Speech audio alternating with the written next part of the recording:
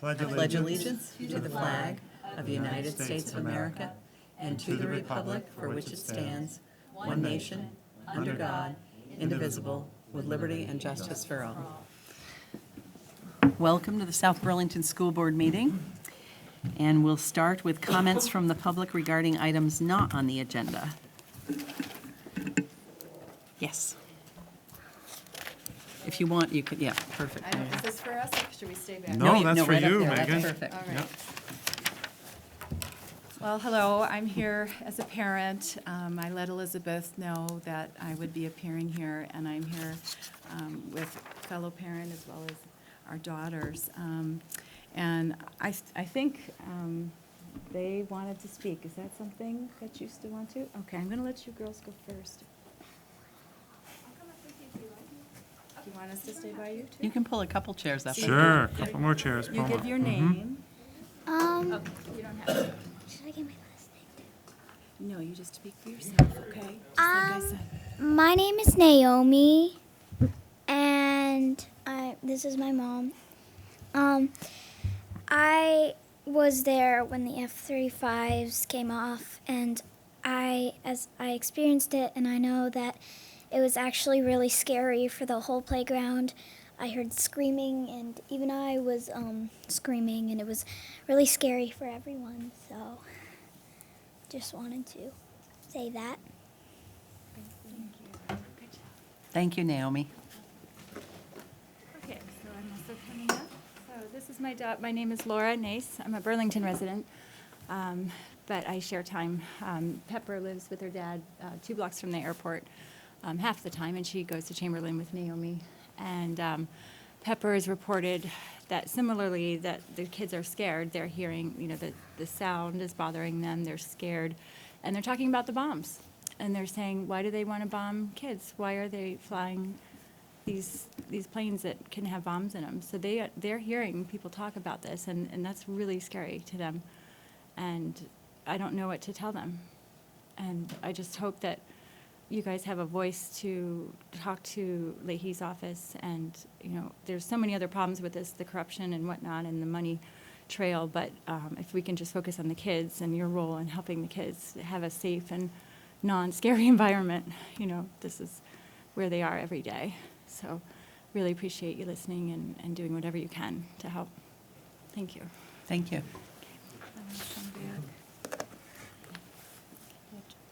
Just echoing Laura's comments as a parent, my first priority is my child, and to see her come home frightened is alarming, as you can imagine. And so I did let people know. I did meet with Lee Lamphere, who I have highly admired for years. He was there when our sons, who are now in college, were in Schools Out, and he took this very seriously, and I believe he's going to look into making the after-school experience, better for children. I did come. I have just another community member. He's a colleague of mine at UVM, and he wrote an email that he asked me to read, and so I will do that for you. He's not able to come, and because of some sensitive discussions with regard to what I'm going to say, he prefers not to have his name be publicly, I know we're being taped, be publicly out there, but I'm happy to speak with anybody individually, and he might be as well. So what he wrote: as someone who has had to take 2 medical leaves of absence and move out of their house due to a low-frequency noise exposure, I can attest to the dysregulating effects of noise exposure. It took a while to figure out what was causing the health issues for me and my family. He has a wife and a daughter. When we found other neighbors having similar issues, it was clear. These are neighbors who had lived in their houses without these problems for decades prior to modifications that were the source of the noise. I now work under ADA accommodations due to this exposure. The F-35s present a different noise exposure, but with similarly bad health outcomes, especially for young children. These include daily brief cortisol spikes, which we have learned the hard way is extremely detrimental to one's health, and he's speaking personally there. The DBA measurements, A-weighted decibels, presented for F35 noise downweight, the low-frequency component, and the low-frequency rumble is a large contributor to the fight-or-flight cortisol reactions with some of the largest health implications. Low-frequency noise is known to have negative effects on cognitive function and development. After effects of these exposures are worse when they are unpredictable. Prior to coming to UVM, I taught at St. Michael's College. While there, I often had to take 2 long pauses during class because of the F-16 flights. Anything that was said during this time would be drowned out by the F-16s, which are quieter than the F-35s. If windows were open, some students plugged their ears. Colleagues at UVM in older buildings continue to experience the same issue. Children playing outside at school will have a brief fight-or-flight reaction, regardless of their being aware of it. Walls and windows block very little of the lower frequencies, so it is likely this reaction will occur whether or not they are outside. And I did ask a colleague of mine in physics to come. She wasn't able to come tonight either, but as she discovered, it takes 27 meters thickness to block out the low-frequency sound waves. So I just filling in some of the blanks there. I also received an email from another parent who couldn't come tonight, and she said, please let the board know that many parents share these concerns, but they were unable to come. So, okay, thank you. We do have, just to let you know, we do have an agenda item on Agenda 7. The superintendent's going to be talking about noise mitigation in the airport, but out of respect for our attendees, I wanted to make sure they had an opportunity to speak to the board. I So see. thank you, Naomi. Thank you, Pepper, for coming to talk to us. We appreciate it. I'm Thank you. sorry about that, thank you. Yeah, I think we're going to go home for Yeah, bed. if you can't, we can follow up with our minutes and certainly give a call, but thank you. Thank you.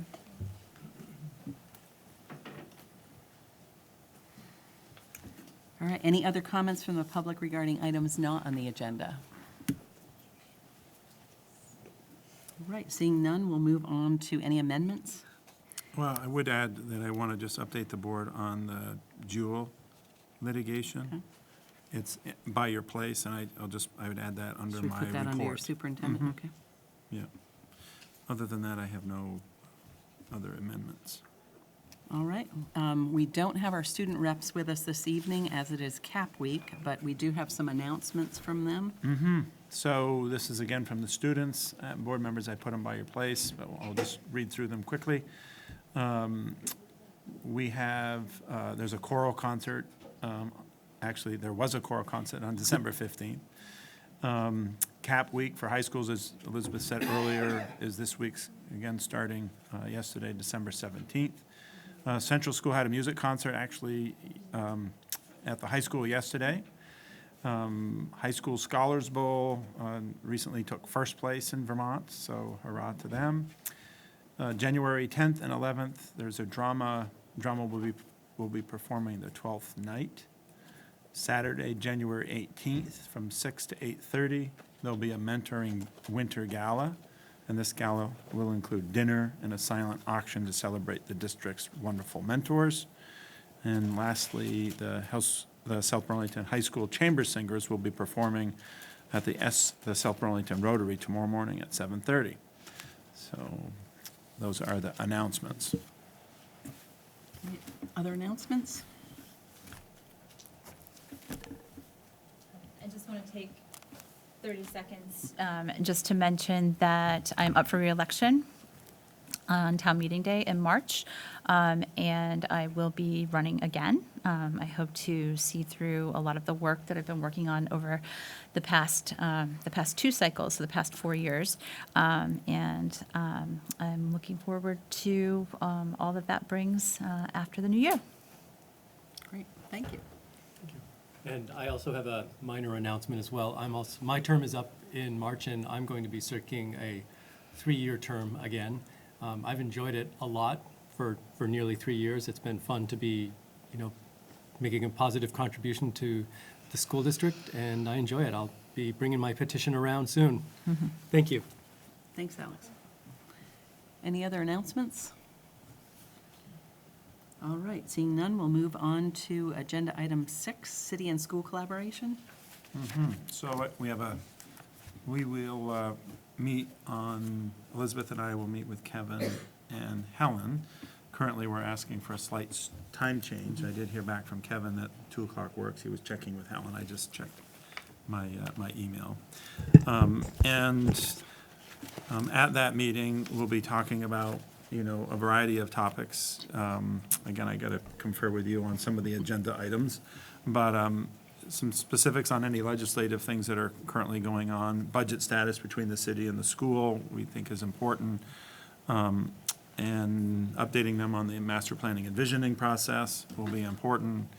And then also just updating them on the noise mitigation work that we're currently doing as well. I have not, again, conferred with you, Elizabeth, on these, but those are some of our items. Usually the city has some others, but again, just in spirit of transparency, that's what we'll be working on. Just on that topic, was there anything else the board wanted to make sure we covered, David and I cover with David and Helen? Kevin and Helen? All right. And we'll move on to the superintendent's report. So I'm going to ask Gary, just as he's been doing, for you, give an update on the Rick Marcotte School and its 180 Market Street development. So, Gary. So construction is ongoing. It seems like it's pretty much on the schedule that they anticipated for the winter, even though it's been a little colder than they had thought it was going to be. The entrance drive seems to be working fairly well for us at the school. They've connected the Allard exit from their parking garage to the to School Street, what will soon become School Street. And that is a temporary process, about 5 more weeks, that they believe that they'll exit on School Street to Market Street, while they're finishing the western exit in the area of Mary Street, so the Allard Square people can go left, and then they'll be segregated from our parking lot. But that's pretty much it. Thank you, Gary. All Again, right. appreciate, there's been I think a lot of parents have been really, patient with the process. It's probably intriguing to a lot of our younger and older eyes around what's happening with big equipment going in there and the dirt moving around. They're getting accustomed. We'll probably have some operators and engineers, if we fast forward to the years, the kids that have been watching some of this work going on. But again, there's been positive support, and again, I appreciate all that effort. I Can I did ask go- one oh, quick go question?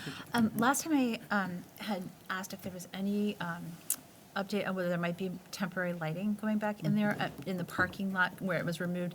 I'm just worried mostly about people picking up from schools out in the evenings and that kind of thing. It's kind of hard to see over there at night. Yes, I talked to the construction company, and the existing lighting that was there is supposed to be being put back in. Put back in, okay. And I went by, and were we able to keep the sign at the entrance? I requested through Justin that we have professionally made directional signs put at the entrance. Are you talking the Rick Marcotte school Yeah, sign? just- It's there. Still It's there. Yeah, there. I didn't It's see been- it. It's Yep. been there. Yeah, Which doesn't say much It's not for my well lighted, vision. and it's hard to see at night, but yeah, it's Okay. there, it's there. All right. Yeah, But I actually thought it got lost with the relocation, and I thought if somebody's going there the first time, they're not going to find it. Yeah. It is, again, there's, just because of the reroute, paying attention to the traffic flow. Again, Gary, as he said, has been working with the city to make sure that there's a good demarcation around where people are going. Again, most of our parents and staff are well aware, but if you're a new visitor there, you can be a little bit, befuddled if you haven't been there, if you were there in the past, so, anyway. So, good. Any other questions? So the Chamberlain School noise mitigation, again, it's on here. I've been having this on my report, as you know, for most every time. The big area here is related to the 10% currently. And so under the FAA grant, it currently calls for a 10% local match. And we are in the position that we do not want to be doing that. And so actually, Gary, on my behalf, reached out to the Agency of Transportation and has sought some feedback from them. And we have some next steps related to that on how we continue to pursue that 10% match. And again, we're consulting with legal counsel and will be continuing to do so. Again, this is all about mitigating the noise.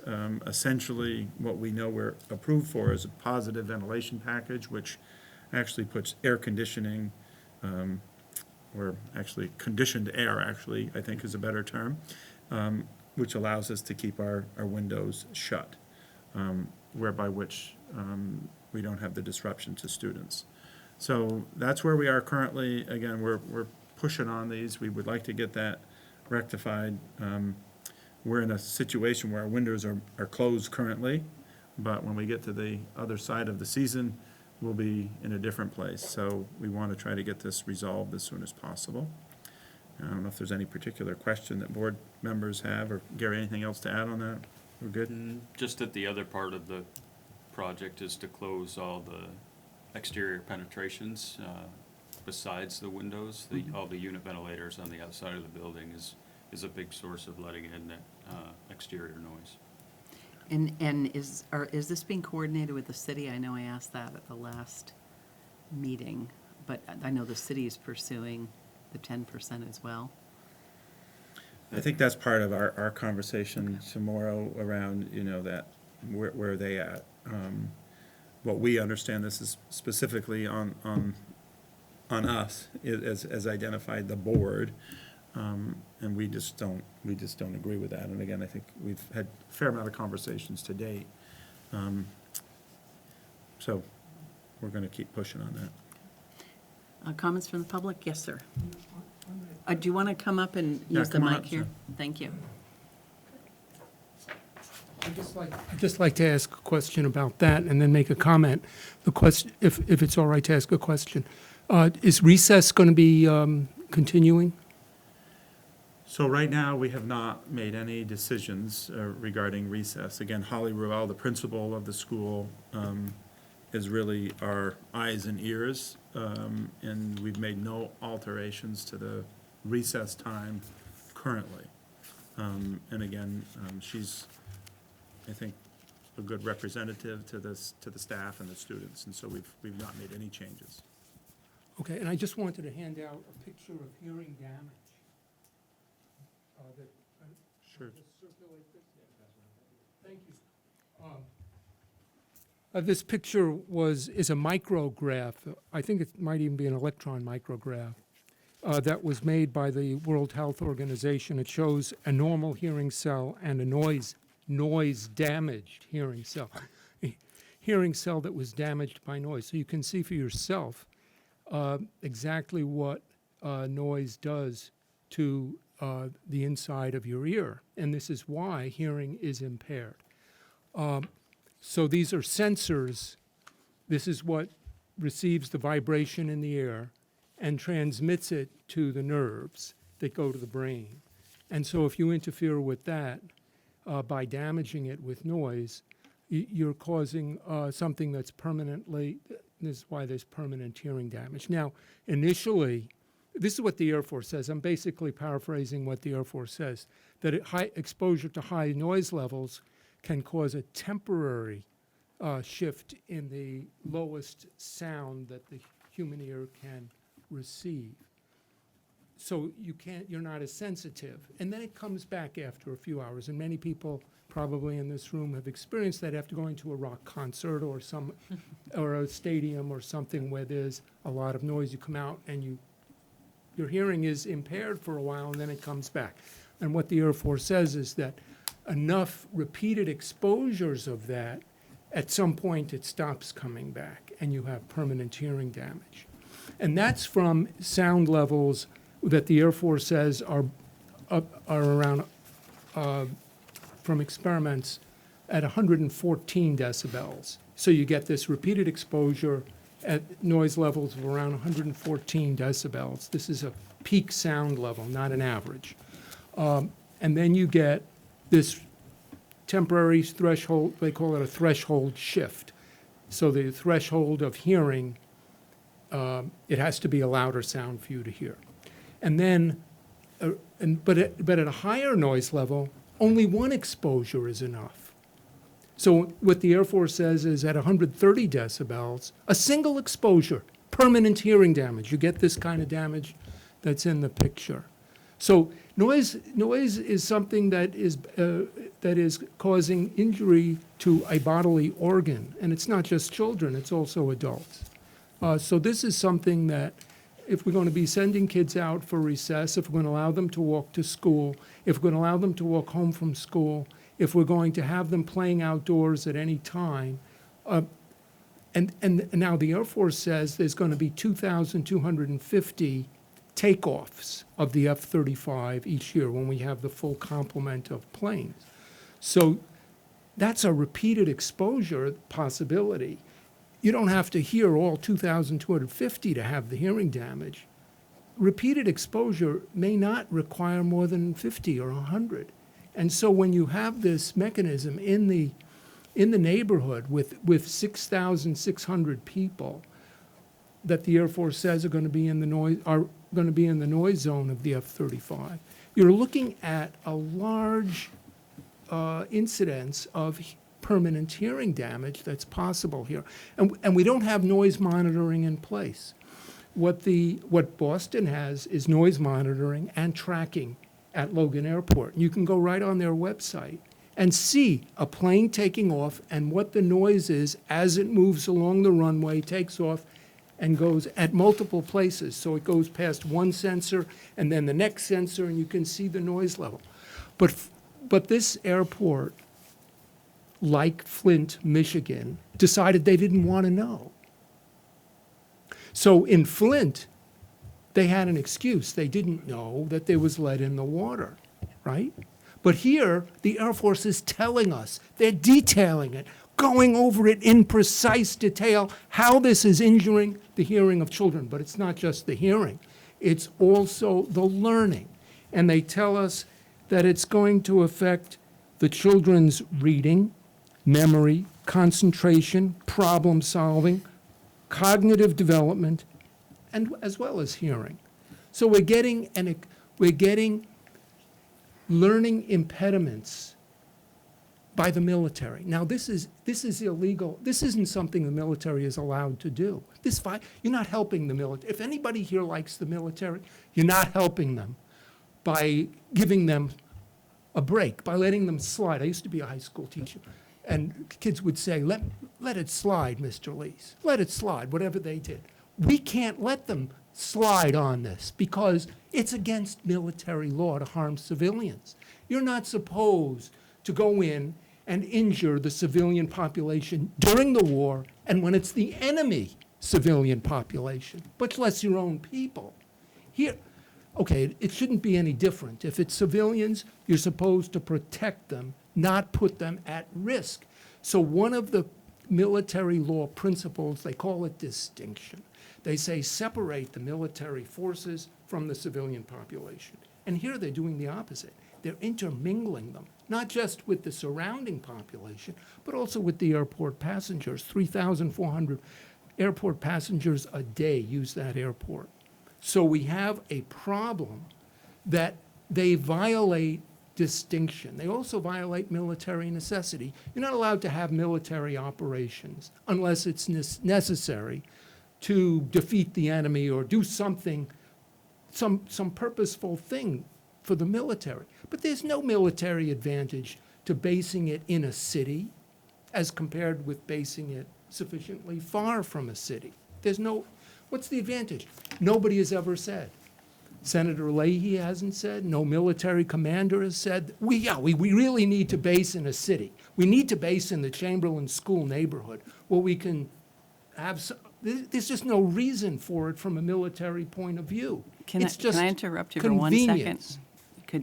I think you've shared some data, and I know you've shared a lot of good information to the complete board. I just want to So, be okay, respectful so I'll of the just time. conclude by saying that this is something the Air Force is very sensitive to, and that and that speaking out by the board, by the city council, but especially by the board, is a way of getting a change here. And the Air Force has changed its basing after bringing airplanes in at 6 other locations. And there was a letter put out by 6 or 7 state representatives and senators detailing those 6 places. And I can get that to you if you want. But the point is that this has happened before. Just because the plane is here doesn't mean it has to stay here any more than if we have asbestos in the school, it has to stay here. That's not a reason to keep it here. We have the opportunity for our board to speak and say, you know what, this isn't a good idea. Our kids should be able to go out in recess. They should be able to walk to and from school. They should be able to play outside after school. They shouldn't have to have the windows closed. Thank you very much. Thank you. Thank you, Jimmy. If you wouldn't mind forwarding that information, Jimmy, we'd appreciate it too. Thank you. Yes.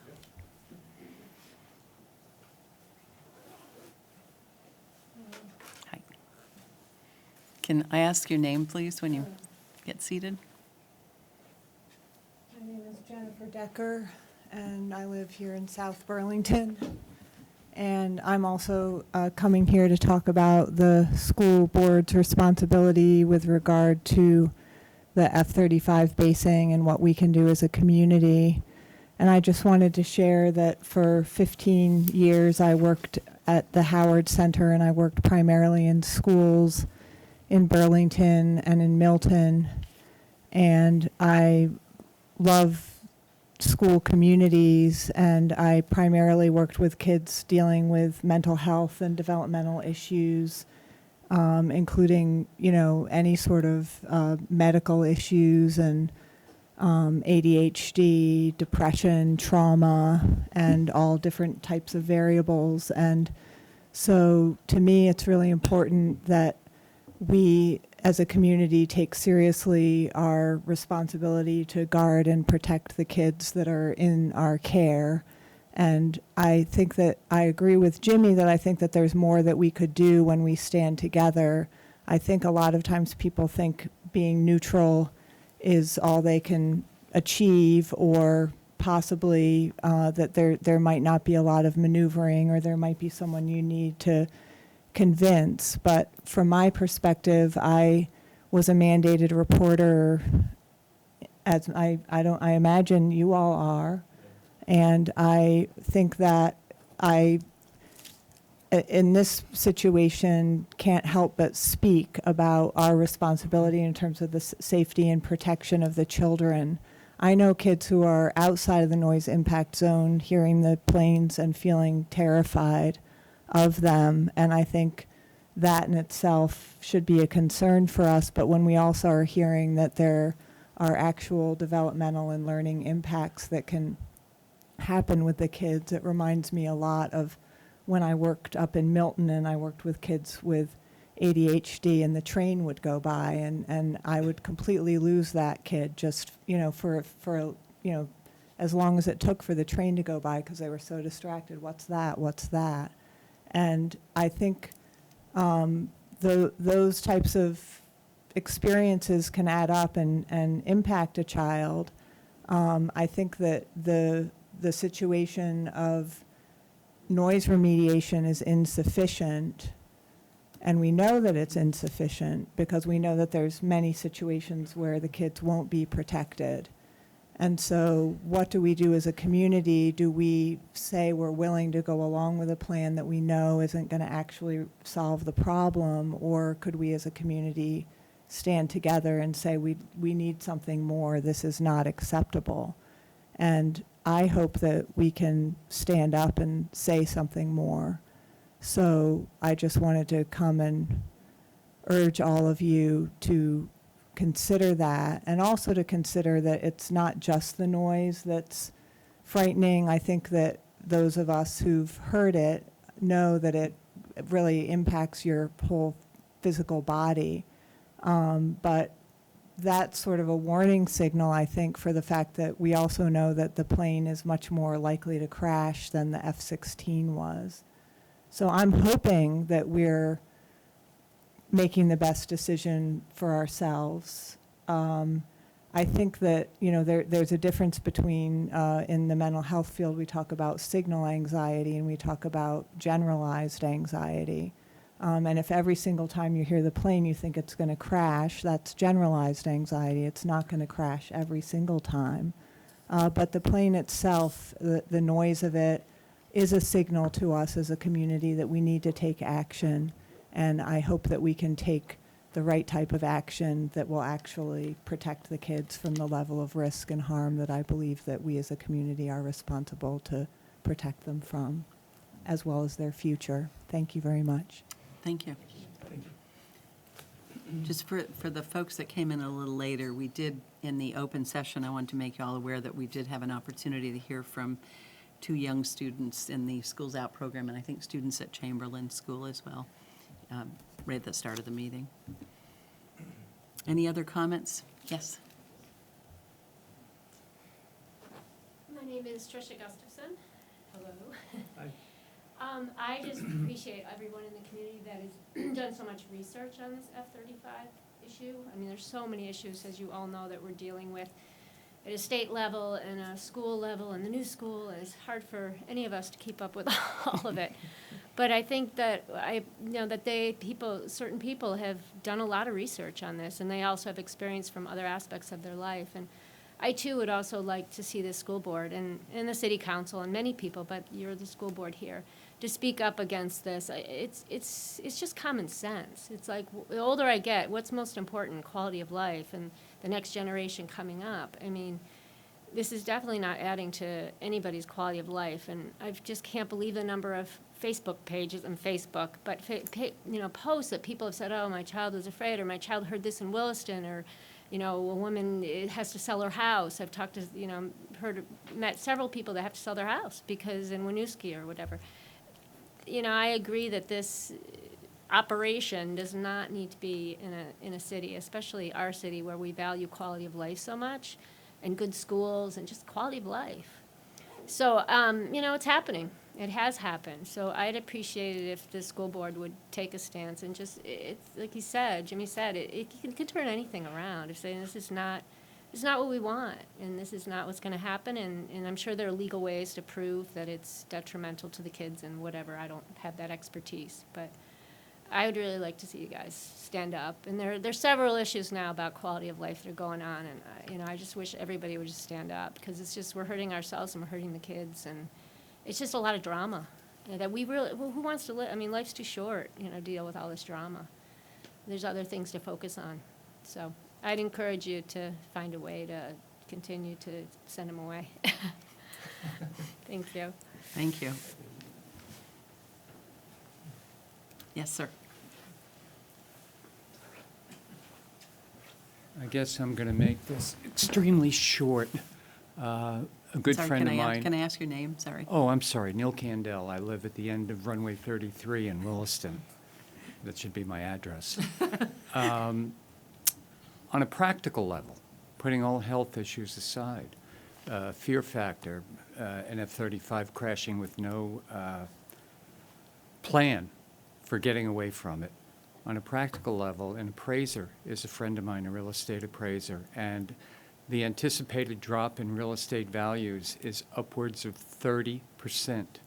And when you've got that type of statistic going for you, people will move out, but they will not move in. And the more they don't move in, the fewer children there will be, especially when you add to the mix the health issues going on. This is becoming an experiment gone bad. And my only comment, again, to make it short, is that it's not good for anyone.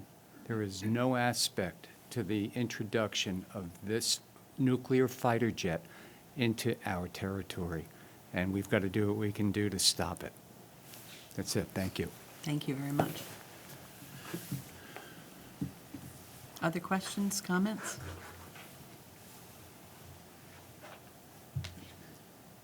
All right. David, you want to continue? Sure. So next on the, under my report is the lead testing in the schools, and again, I think we actually provided by your place some information around the lead testing. What I will say is this continues to be, again, this was a legislative request to evaluate the lead levels. Right now, what we know, and Gary's going to talk a little bit more about it, the state has done about 20% of the schools, and of those 20%, about 80% have come back with positive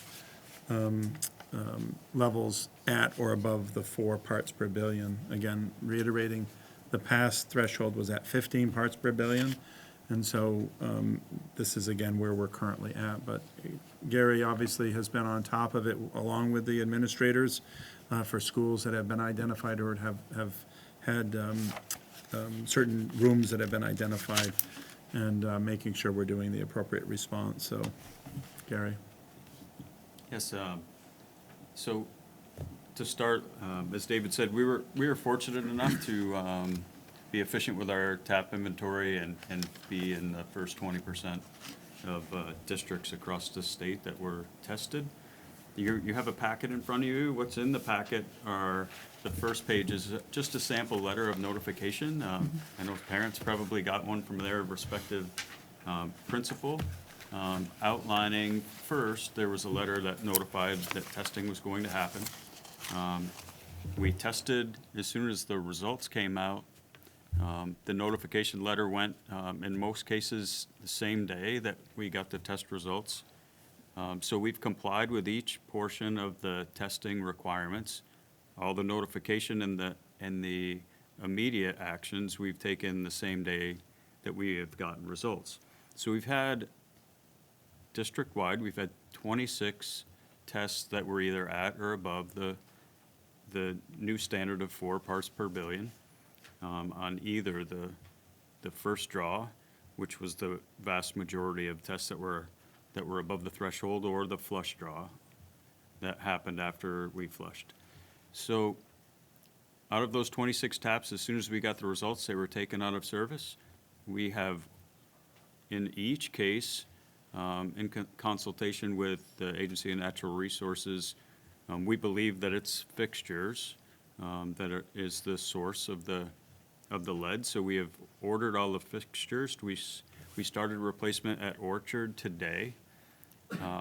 Once those fixtures are replaced and the new fixtures are installed, we will flush those fixtures twice a day on each business day for 3 weeks.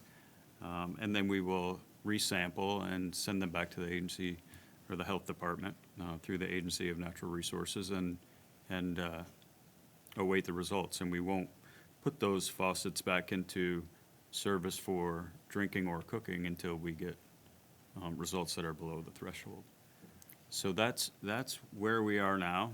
Our facilities folks have done a tremendous job and being really responsive, making sure that any taps that were above the 4 parts per billion were not used once we got the results. We had 2 particularly high parts per billion tests, but they were both in faucets that had been not used or shut off for several months. One was in the concession stand at the high school, which had been sitting since the end of the fall sports season. And one was at Rick Marcotte that had been leaking at the beginning of the year. There was a work order in, so it was shut off, and the first draw water that was taken from that had been sitting since the beginning of the school year. All the other tests were below the old standard of 15 parts per billion, but not up to the new standard of 4. So is every facility completed then? Every facility, all 5 schools, every tap that is either used for drinking or cooking was sampled. And the test is standardized for the first draw, correct? So like you mentioned, when the new fixtures are installed, they'll be flushed for a period of time, Mhm. but the test is still the Is first draw, yes, after a 12-hour non-use period. I think emphasizing, what Gary said is, I mean, we, as you would expect and demand, we've followed it exactly as is. So that whole the draw requirements, you know, by our people to do what they're supposed to do has been followed to the T.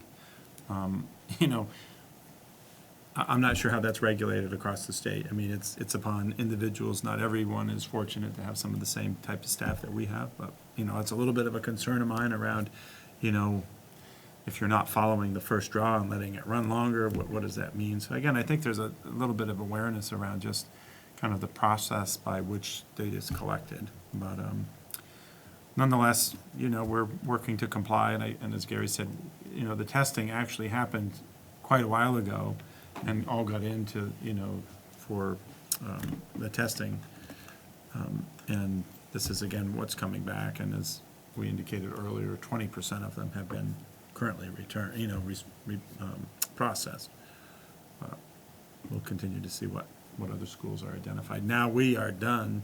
These are all the schools currently. We've gotten all the data back on all the schools now.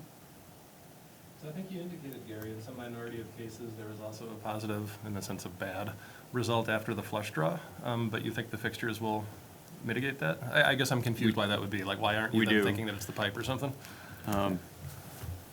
Yes, and I think that there is the potential that, and we will know when we redo those fixtures, that those two samples that had a higher flush draw than a first draw. Oh, those were the two? I see. That they actually might have been mislabeled. Gotcha. Or processed incorrectly by the lab. Because there were only two fixtures in the whole district that had higher flush draws than first draws. And on the same water line, there were fixtures that were fine. So we don't believe, in neither the experts that we talked to, that there was lead in the plumbing system because of those other results on the same water line. Dig it. Thank you. Yeah. Okay. Martin, do you know if, just one quick question. Martin, do you know if the legislature's got any reevaluation of this item this year? Well, they haven't met since last May, so I mean, it came out. Was there anything scheduled that you're aware of? Not that I'm aware of, but I would imagine they were gonna get an update in January. I can double check. That'd be helpful just to know. Yeah. Any other board questions? Yes, sir. I would just ask you if there's been any investigation of the source of the lead. Because I think as I understand it, the water coming from the water district doesn't have that, right? I mean, I think they're testing for it. So it's got to be in the building, but do we have any idea how to investigate where in the building? We believe every positive test we've had is a fixture issue. Because of the age of our fixtures, they were prior to the lead-free. Which was fixture requirement. 1977, right? No. Completely lead-free fixtures have only been around for about 9 or 10 years. I see. That's what we're being told by our plumbing suppliers. Wow. Okay, thank you.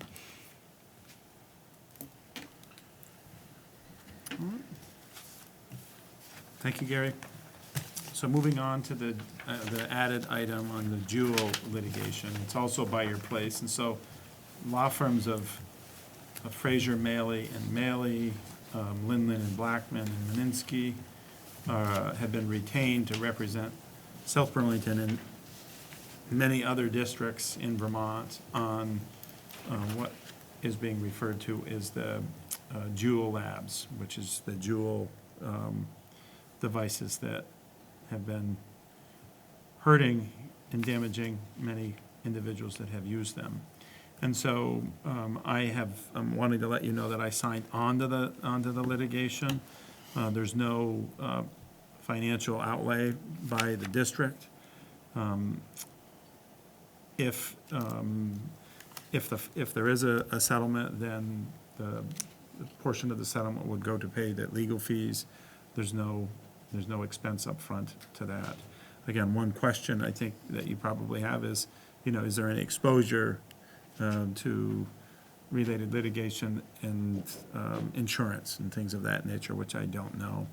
But again, the concern here is that, anything that has a potential concern to our students regarding their health. And so this has been an area that we have been tracking and is currently out there. So I just wanted to let you know that I have signed on to the litigation, and I will provide you with all of the others that are currently joining into it as well, to try to get a response to ensure that it doesn't continue. Again, I wanted to just make you aware of that. It was timely that I would sign it, otherwise I probably would have brought it before you to give you, more of an opportunity for you to personally weigh in, but felt, again, that there was no risk to the district, and important to the conditions of our students. So I don't know what questions you have, some of which I probably won't be able to all answer them, but happy to answer if I can. Yeah, I still would want to know who retained the firms. Just having seen this for the first time, this is litigation against a specific manufacturer, whereas I believe the district would be brand neutral relative to any concerns we'd have about student access to the product. So I'm curious as to why it's specifically. Yeah, I can answer that. Juul Labs has about 80% market share in e-cigarettes, so they're the big player. They are also known for targeting kids in their advertisements, showing kids with hairstyles that are used by pop stars popular with teenagers, also wearing teenager clothes, such as varsity letter jackets that you see on student athletes, and so on. So I think the main reason would be that they have an 80% market share amongst, for the e-cigarettes.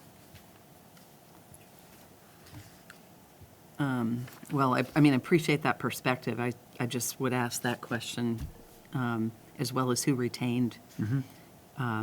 And it is not entirely clear that we don't have, as a client, by signing on to this, that we don't have some financial exposure here, to me. And I guess my last question, I would just want to make sure that it's consistent with policy governance, that any litigation activity, regardless of financial liability, that is within the superintendent's authority to sign off on that.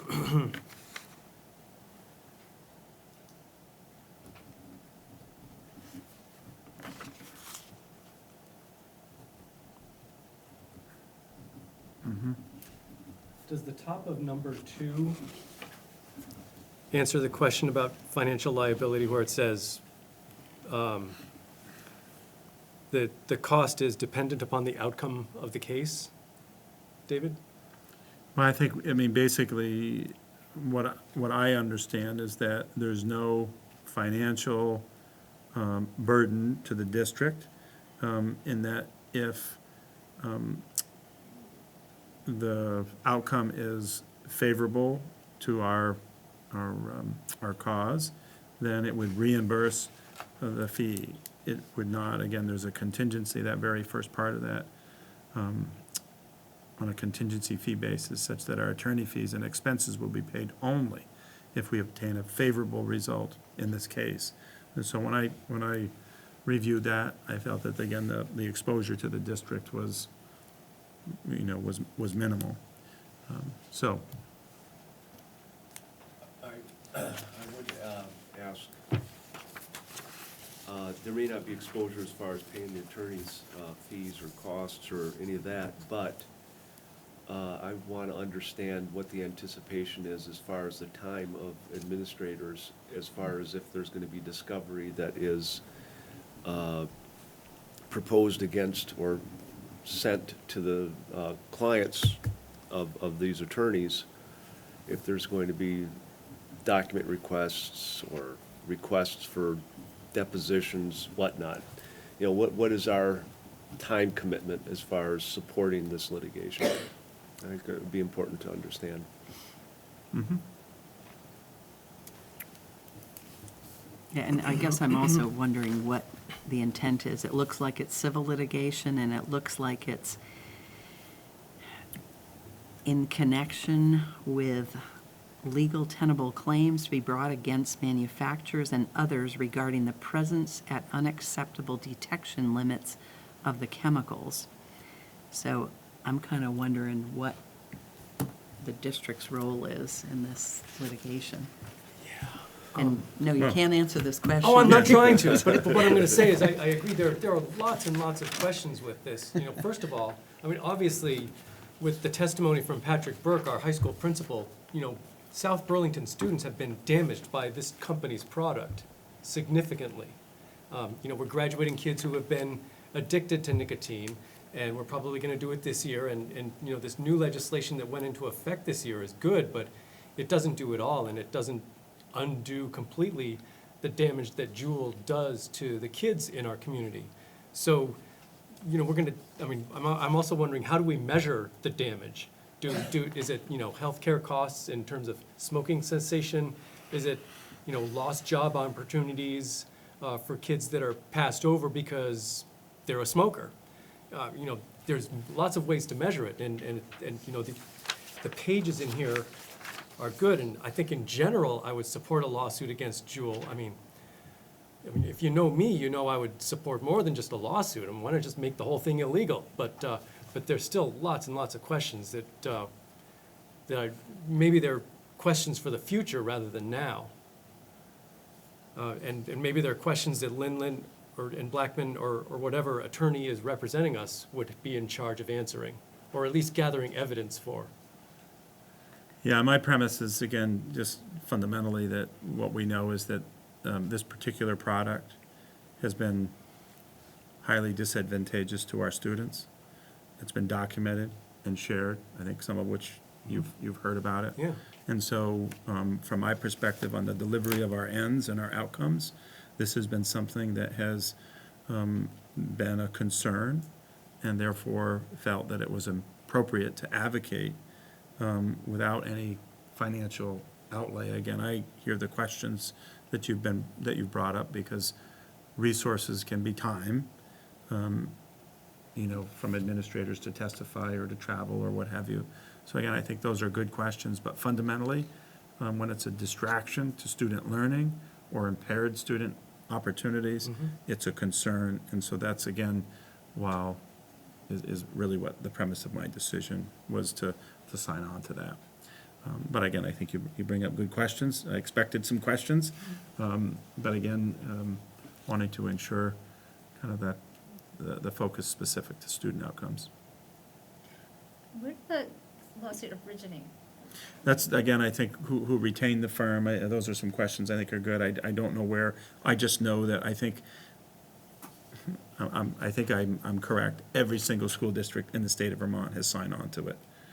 I think I actually was the last. So, anyway.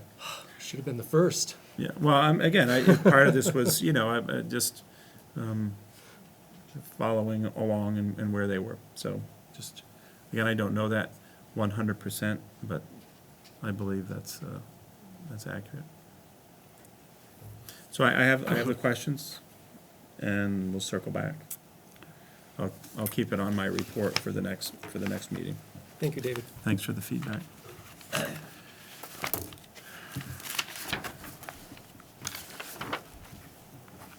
All right, we'll move on to agenda item 8, master planning and visioning update. So we have no presentation for you tonight. Bridget and I thought we would do, again, some of the same that we've done in the past.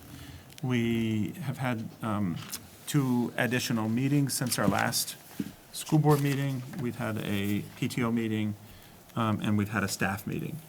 And fairly well attended. Obviously, staff meeting it's a required activity.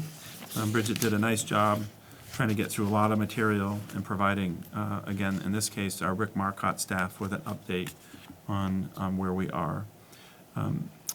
In addition to that, we have an upcoming meeting on Friday from 11 to 12 where we're going to get information back from the cost estimators.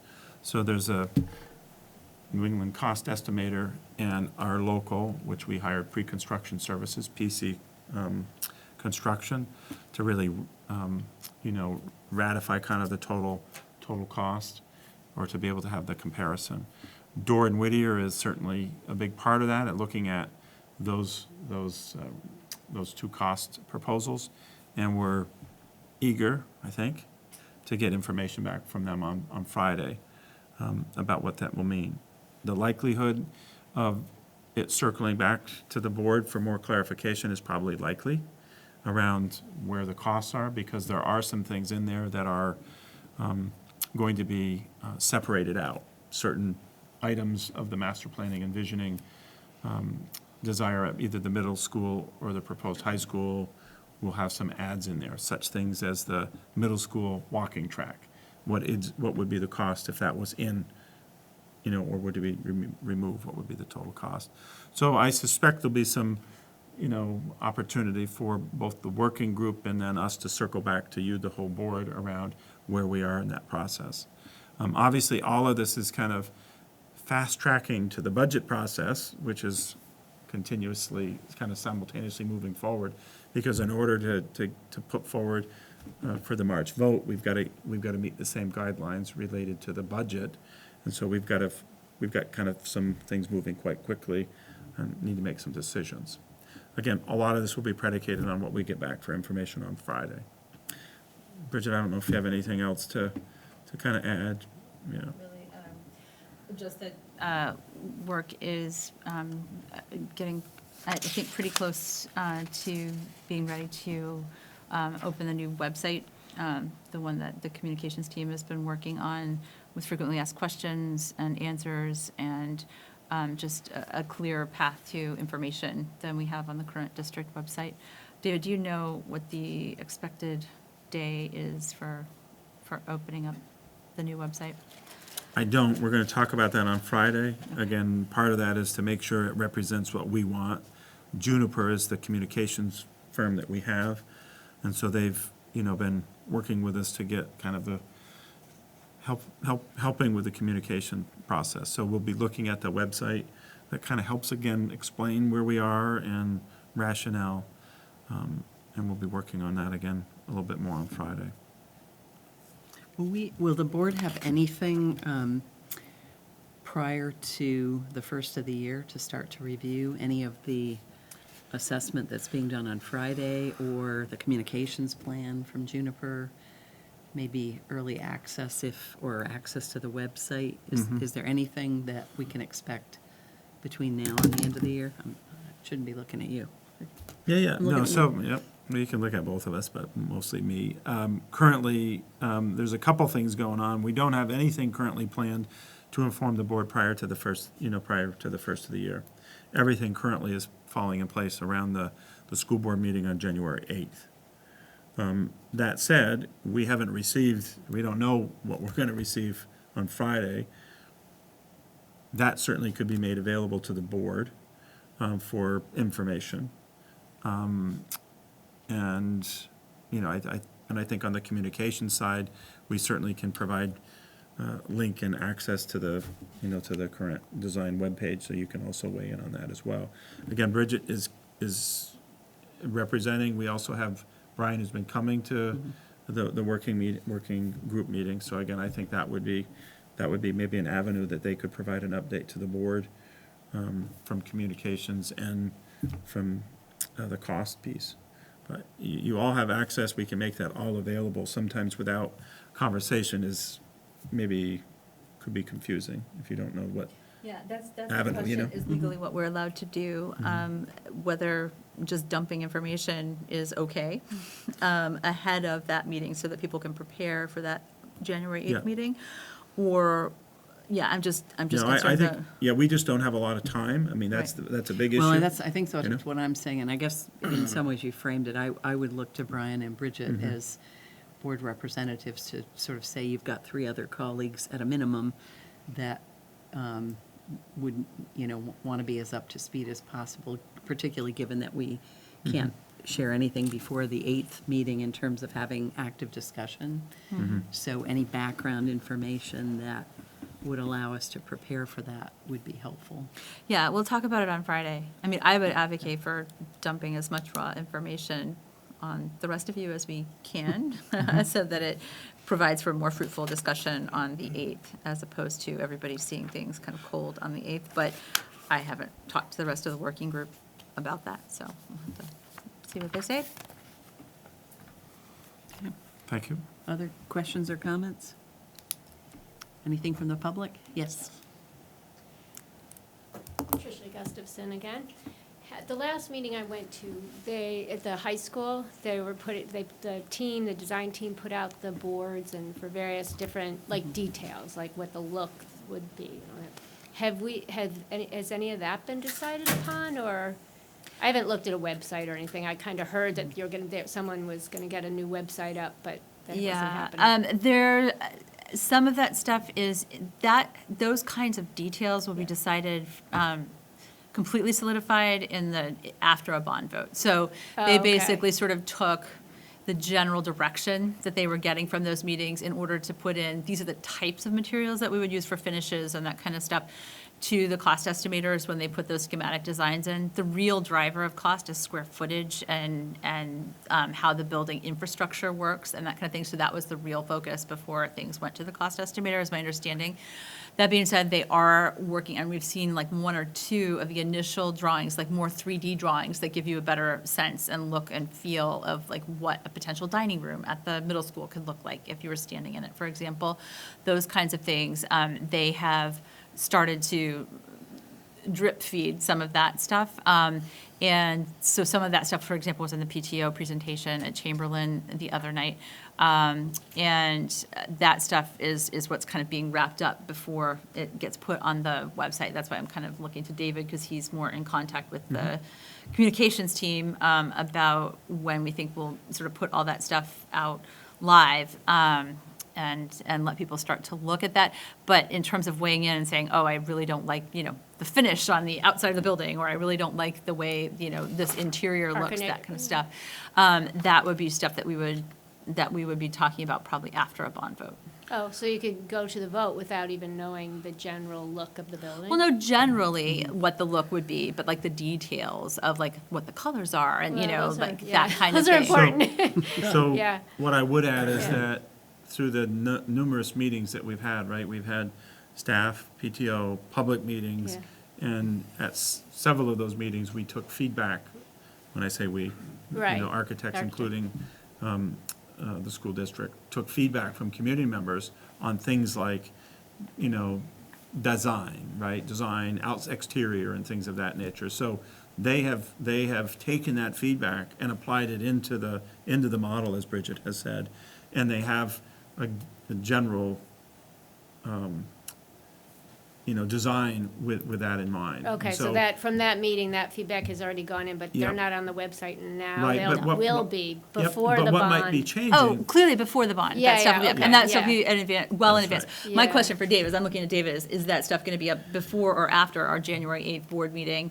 Yeah, Yeah. we're again, going to try to, we've been Put as much extremely information. transparent about Yeah. everything that we have, everything that we present, even what Bridget presented the other night to the PTO had another update to it, and so all of those are being made available. And then part of the communication is to condense that down. On a new So you don't have to program or- weed through everything, but here's where we are. Right. And to give the visual representation of what we're talking about to a point. Again, it may have some differences down the road around how much might be brick versus this type of, or it might be a little bit more of this and less of the brick, but it's kind of those types of conversations that are Right. currently emerging. So you're just waiting for this new computer program, or Well, is that what I'm understanding? first we're waiting, we want to see the cost. Yeah, That's going to be important. Giving the opportunity for the board to weigh in, working group, and then board to weigh in on, are we still on track for moving forward? There may be, again, between Friday and the 8th, we've got some things that need to happen in order to shape it up for moving it forward for the March timeframe. Because again, we have time limits related to the submission of budget and all of what what needs to get into the ballot language. So we got a lot of work to do to get to that point.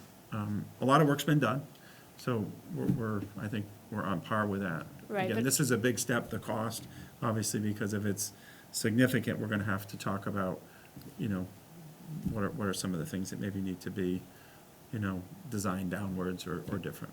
Right, so again, as far as the public being able to see, have a kind of a visual on that, we're waiting for that website to come up Right. and get that to be organized? I mean, the information, but also the website to actually be able to hold the Yep, information, that's okay? right. Yeah, the project-specific website will come out in January, and it's my understanding that as part Okay. of that, it'll be the finished video, which does offer a 3D look, going inside, going around.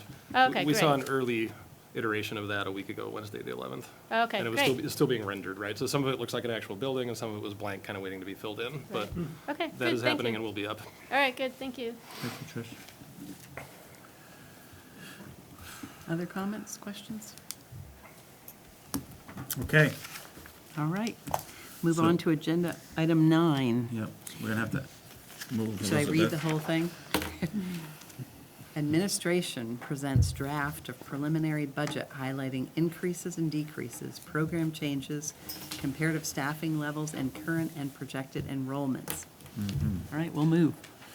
So while you're moving, and I'll stand out of the way too here in a second, I just want to, preface this by, you're going to hear from us that this is, again, preliminary, administrative, kind of first out of the gate. We think it's, as I indicated earlier, the timing of all of this is significant. We don't have a lot of data yet from the state, but we have an obligation to pull some things together because the time is ticking. And what you're going to see here tonight is obviously in response to our district ends and how we continue to work to meet those ends, academic, disposition, personal development, and citizenship. Obviously, this takes into account enrollment and those particular practices. So we're going to walk you through this. We're going to kind of be a collaborative effort. So I'll start out, and then, Amity and Gary will interject where we need to. I think it's appropriate along the way. It's not that long of a presentation. You do have it also in your packet or in, by your place. So again, you can write notes, and we certainly would like it to be as interactive as possible. We know that there's going to be several iterations after this. And so that's where we're at, okay? So we'll get going here. The first out of the gate is just kind of enrollment update. Again, a big part of us being able to deliver is about staffing. And so, again, we've done this a little bit different, to give you a little bit, probably me, a little bit better eyesight issues when we can see them. But what you have here is Rick Marcotte. We have current enrollment as of the 17th of December in the middle column. I did feel it was important this year to add in the pre-K programming, just because, again, it's part of us under Act 166, and they do take up, we do provide them service, and they have space in our building. So I think it's important when people see, our full load on our school, it's important to show that. So, and the bottom of this current middle column, you see the pre-K to 5 is at 385 at Rick Marcotte, and the K to 5 is at 358. Currently, we have 19 teachers serving that population, and next year at 369 projected. Again, always the guess is a little bit around the K entry, but pretty consistent. And also, this brings in information from the McGibbon work that's been ongoing. And so this proposes an additional classroom teacher. And by your place is also the G6 policy. So I don't know, those of you have that, I didn't include that on the bottom of this, but I wanted you to just have that as well. The bottom portion gives you the kind of the breakout. So by grade, given that factor, what are, again, obviously I want to be really clear, children don't get divided, but just from a fractional point of view, that's the way they're provided. I don't really like that, but that's where we currently reside. I'm a little bit concerned still, and Brent has indicated, so we've added a teacher here, but I'm also proposing a contingent teacher to be also associated with Rick Marcotte. So in addition to the 20, one additional, because of the increased enrollment, and watching these areas here, there's a contingent teacher at Rick Marcotte. Questions before I move on? Can you clarify where we're butting up against the G6 policy here? Yeah, so, again, right in these lower areas, Elizabeth, with the volatility right now that we're seeing at Rick Marcotte, these would be the areas that Well, I'm. you're looking at the McGibbon No, forecast. this is what so this factors in McGibbon, but it also is looking at, again, you can see what's happening, 62 to 65, 60 to 61, 56, 58. So you can see what's happening. Again, this is based on. So it's adding a teacher to the third grade, the current third grade, as Yep. they move into fourth grade, because Yeah, I we think- would be otherwise over 20 I students. think Elizabeth, per- so we're using Student. some of the Per- adders or subtractors from the McGibbon's work, right? The migration and in-migration and out-migration. So all of this, all of these numbers represent what we believe to be, pretty significant. Yeah, I'm confused again, so I would like to get this clarified before we go to the other schools. So is the anticipated an estimate based on McGibbon's projection? And ours. Yep. Well, it's titled the estimates by McGibbon, so if it's modified by us, what's, Again, it's the same, this is the same process that we've used in the past. We've always used either Bill Smith or we've used. well, I understand that, but it's, So I would say you could take that off.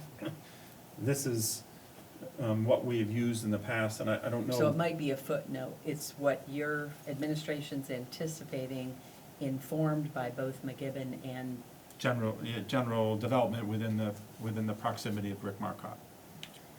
Like the sending homes for Rick Marcotte. okay, and just to clarify, you brought the third to fourth grade, so third grade, based on the current enrollment, is 22.7, and our policy is optimal range is 16 to 18, maximum average not to exceed 20. Correct. So the addition of a teacher there would bring that down to 19.3, is that accurate? That's correct.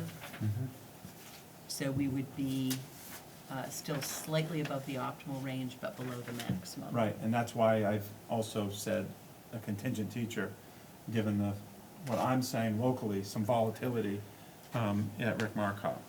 And what we've seen is an uptick recently with some of the development currently happening on Market Street, above what we thought. And so if there are right now 68 third graders being taught by 3 teachers, that isn't what we would like. According to our own numbers, we should have 4. That's correct. Yeah. And to be clear, I'm currently in conversation with Brent Kuhn about how we will provide some additional support for the remainder of this school year, given that increase that we've had. Okay, so that's Rick Marcotte. Any other questions from board members? Again, we're going to go through all the schools similarly. And can I clarify again, because it's going to be a conversation. Our policy, is it by facility or is it across all grades? No, it fully loads at district. So it summarizes to district.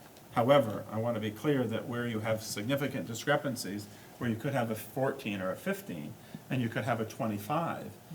So I think it's important that I let you know that it is a district policy, and applied district-wide, but I also look at it based on, class size as well. I understand Yep. that, but another solution versus adding staff might be a redistricting or new development being apportioned to Being a repointed. different. Yep.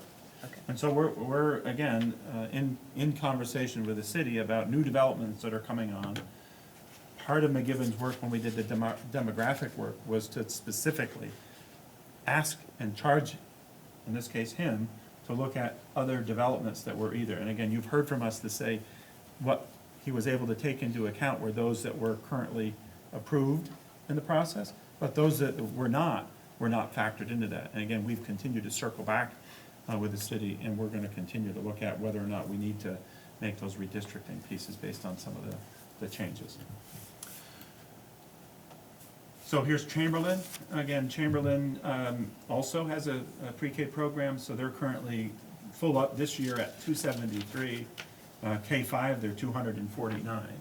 Currently, they're serving a population of 15 teachers, and they're projected with a 43 incoming kindergarten, consistent with where we have been this year, to move to 271. Given that, and again, they have some volatility based on their class size and the divisor of their teacher, so therefore, I've added a teacher to this school as well, so from 15 to 16, given, again, the areas of concern. Questions on Chamberlain? Moving on to Orchard. Again, Orchard is our largest school. Again, we talked a lot about it being into the 400 range last year, or approaching 400. Well, we're at 400 now. We're at 408 as of the 17th. And pre-K, again, pre-K's in there as well. Fully up, they're at 432. They have 22 teachers currently now. The largest kindergarten class that we've ever had at the 83, 5 teachers serving there. And so currently, I'm keeping Orchard at the 22, but putting a contingent teacher there to continue to watch that.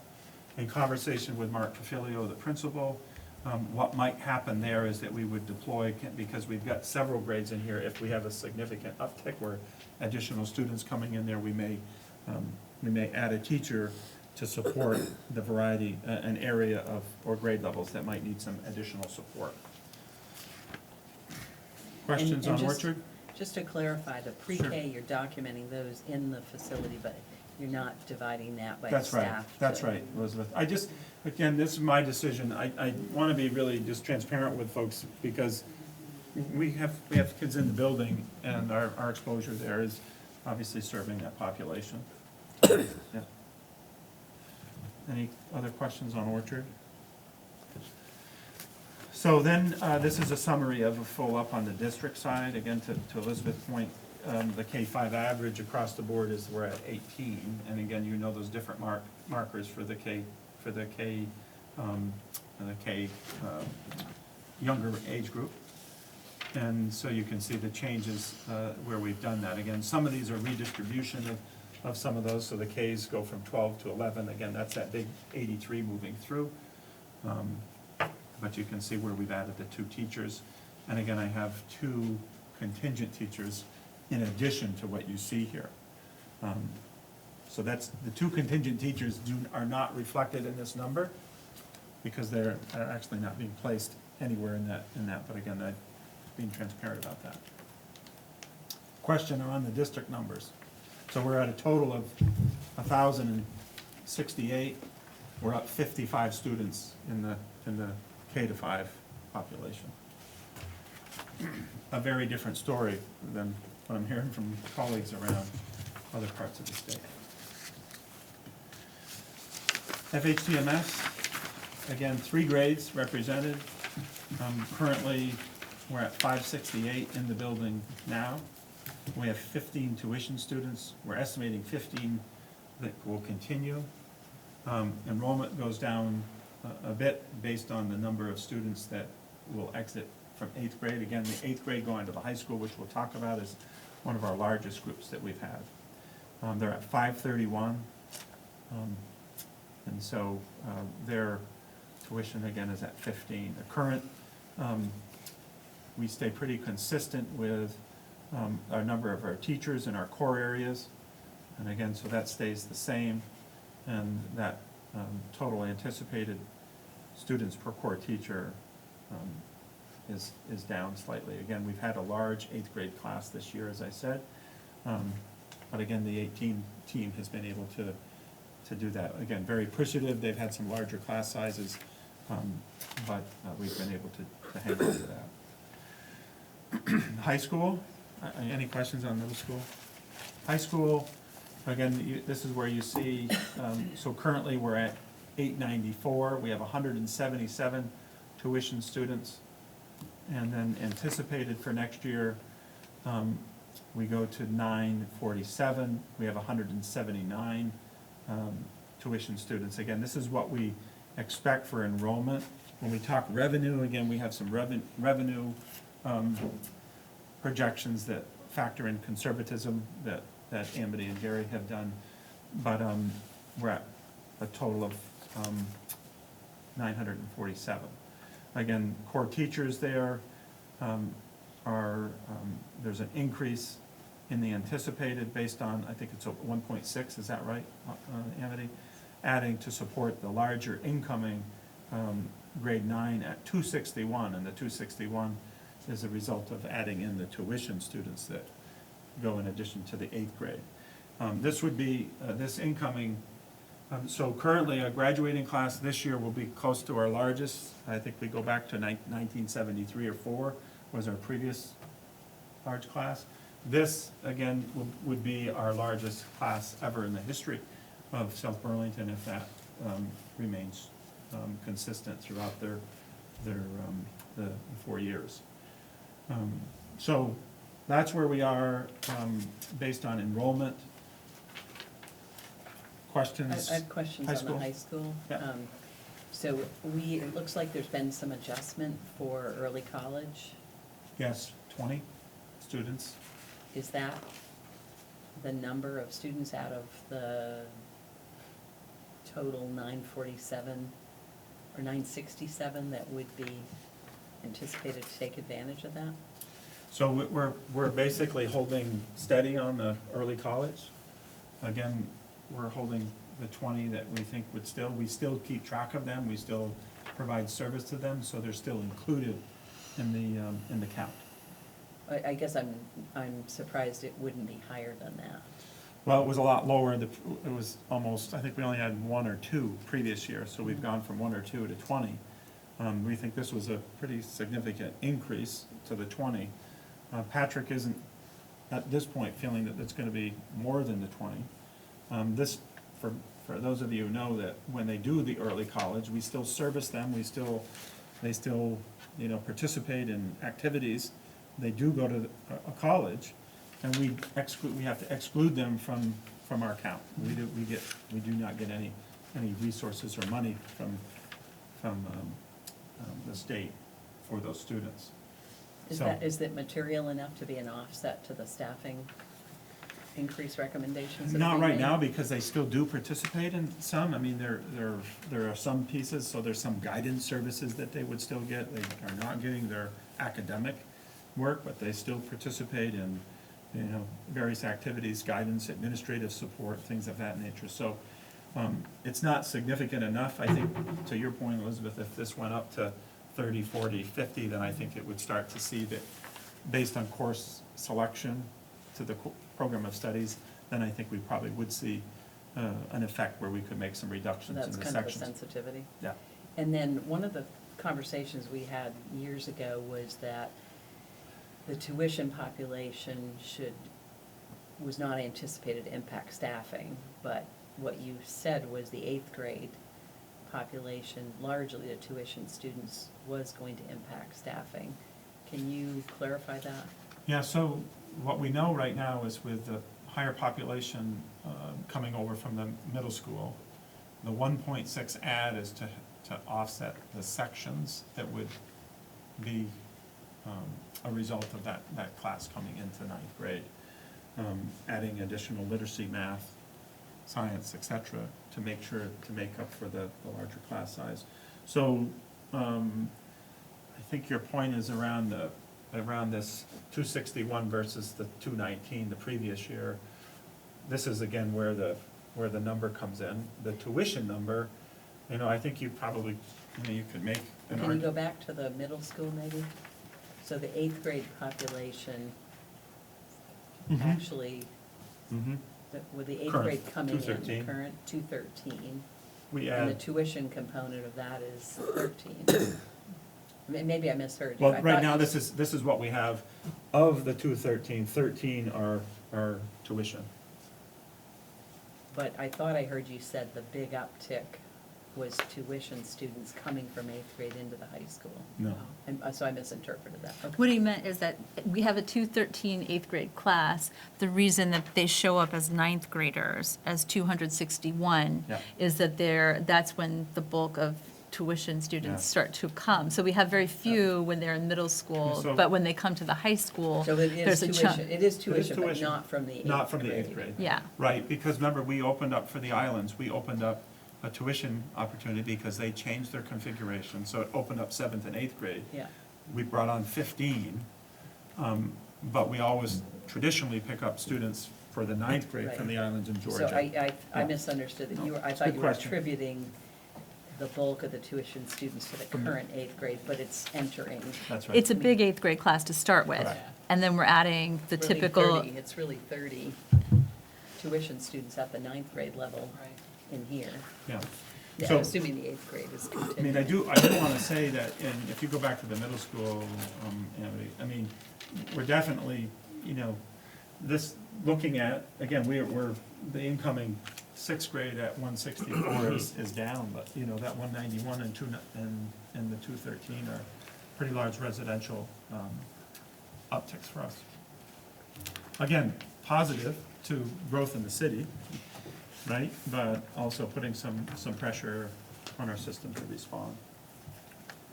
Other questions? So you can go to the next one, Gary, back to the high school. Any questions here? Okay, next is a summary that just kind of gives you some ins and outs. I felt, again, important. Again, this is a comparable from last year, so this is obviously a different cohort, but just shows you what's happening grade by grade and where you get our total number of the 69. And we are counting the, we're being consistent around counting the 20 in there, so 497 to 2566. Questions on that one? And that does include tuition students. That does include tuition Yes. students, Yes. yes. Mhm. Thanks. And that total was 179. What was the growth in tuition? Just year over? two Of students, total. a couple of kids, yeah. two students. We said 177 to 179. Nine, yeah. And again, I want to be sensitive to, we're talking on the enrollment and the expense side. I want to caution you to not get alarmed because of our revenue projections, which we'll talk about at some point around how we do the revenue projections, specific to being conservative around that decision that we would expect to get revenue from. Okay? I don't know, Gary, you have anything to add so far? We're good? Yeah. Yeah, thanks. So some important factors that, again, want to highlight where we are. We've got 119 student increase in enrollment in K through 12 from the actual 18-19 school year to the projected 2021. Again, part of our work is, we're on upward limits currently in some of those schools, so again, a lot of that is attributed, the added areas are related to that. Equalized pupil count, again, has not yet been released. We've gotten some preliminary stuff, but what's happening is around the state, we've got information that's still coming into the AOE that is not solid. Last year, I don't know how many versions we went through. 7. 7? 7? Oh, I thought it was 11. Yeah, so maybe many 11. versions, and we 11. just, right now, we have nothing yet to plug in there. So what we're currently using is what we have today. We know, obviously based on enrollment, both last year and where we are this year, 2-year rolling average, we believe our equalized pupil amount is gonna go up, which is a big factor, obviously, that helps offset when you get additional students. Just a question.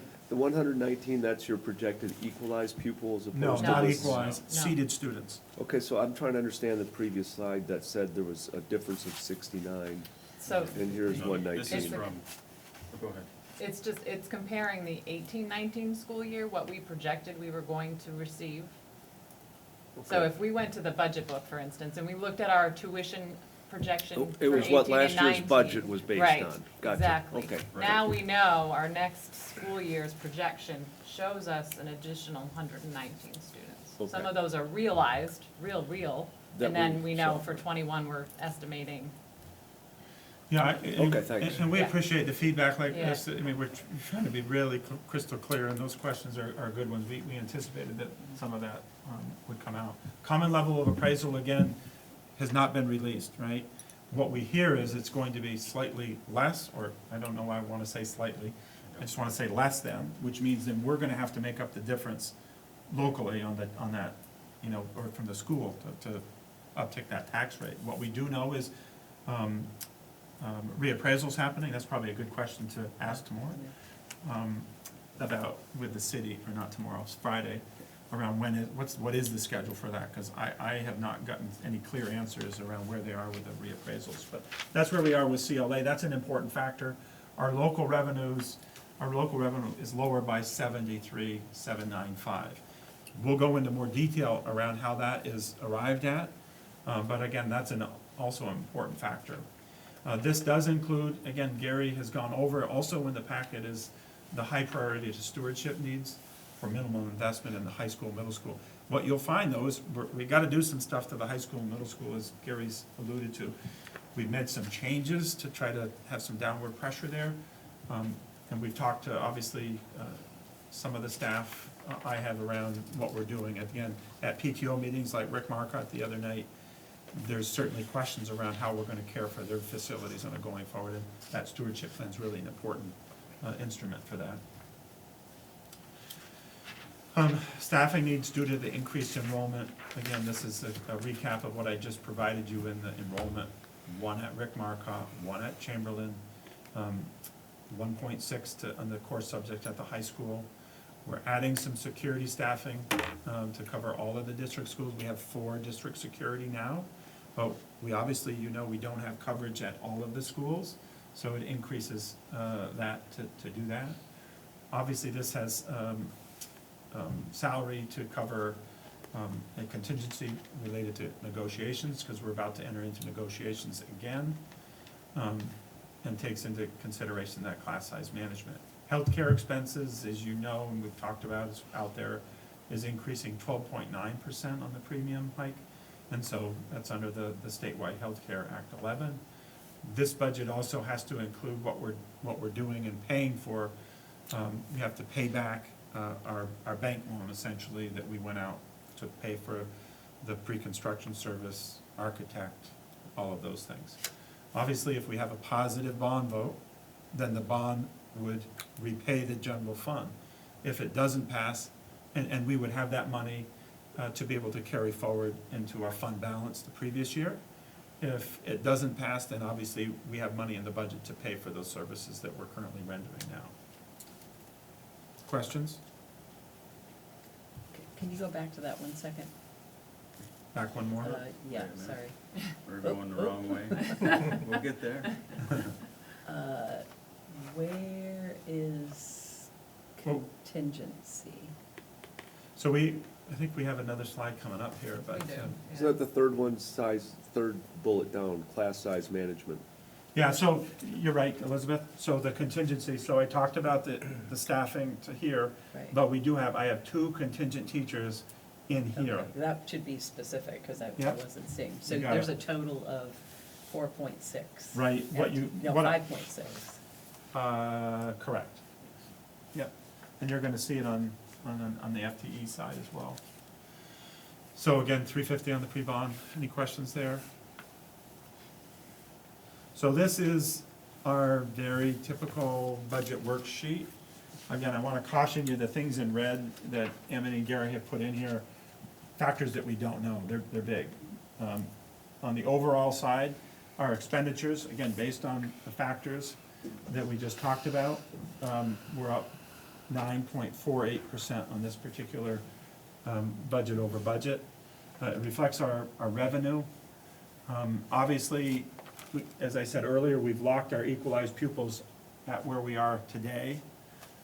That's a major factor.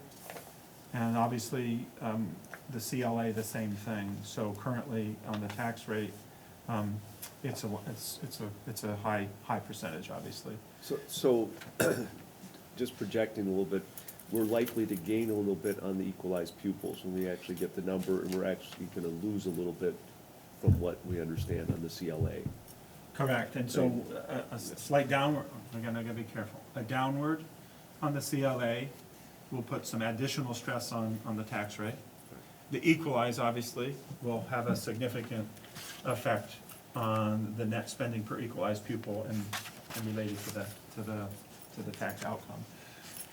I don't know, I mean, I'd like to think, again, we've been really, really diligent, this year, Amity, Gary, and all of the folks that are doing all of the assessing on attendance and our pupil counts, all the way down to our pre-K, much more diligent than we've ever been before. And I think we've done a good job before, but, so my thinking is, yes, this is gonna change. I'm reluctant to say how much, but it's gonna change.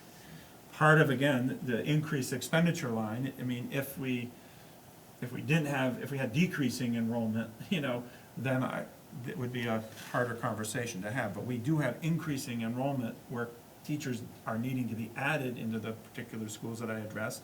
So you would expect that we would have an increase equalized to help offset that, right? Questions on this? And this, again, this is a busy sheet.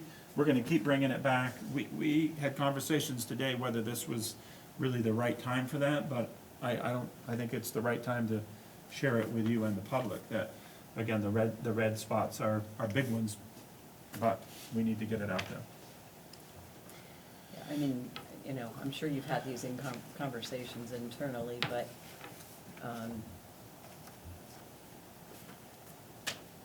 yeah, I mean, I would make sure this is labeled as preliminary and draft, and to look at, per pupil spending increasing at that level. Yep.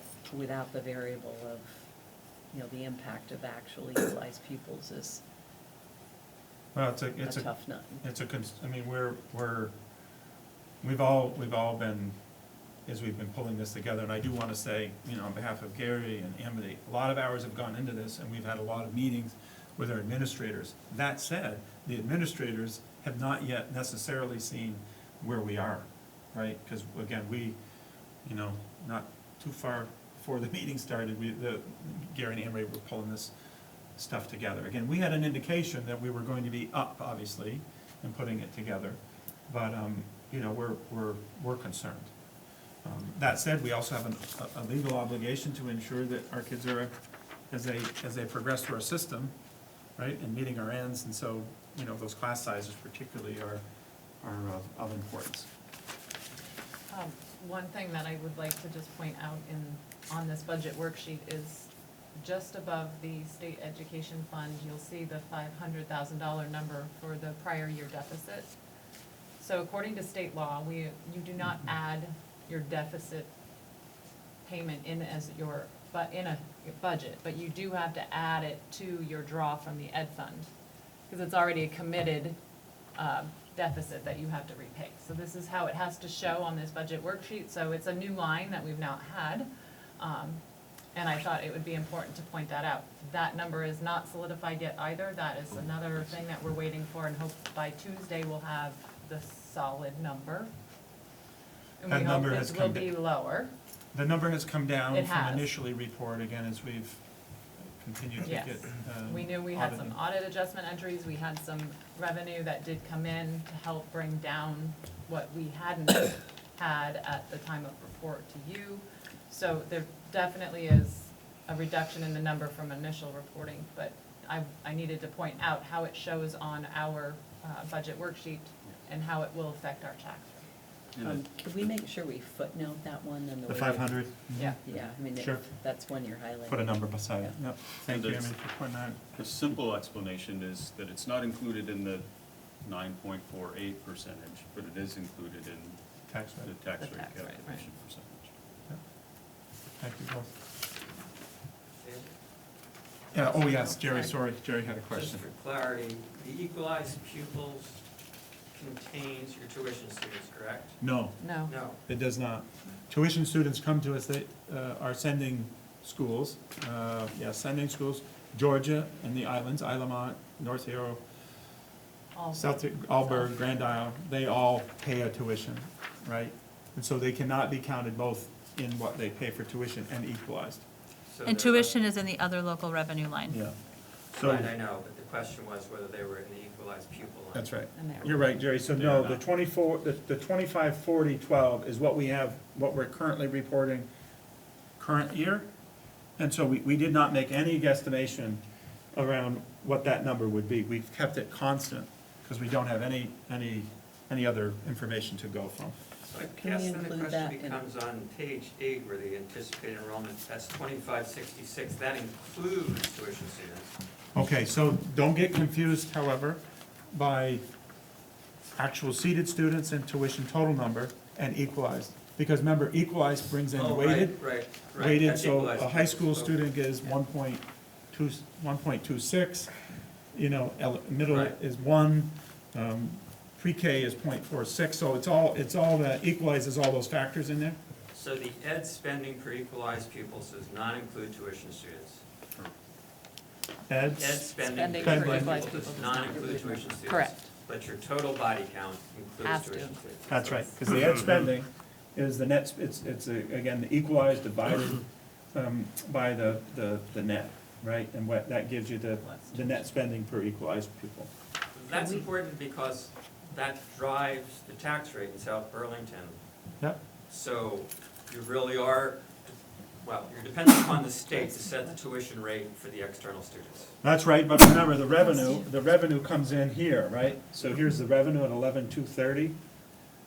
That is a subtraction off the expenditure budget, which brings you to then the net spending.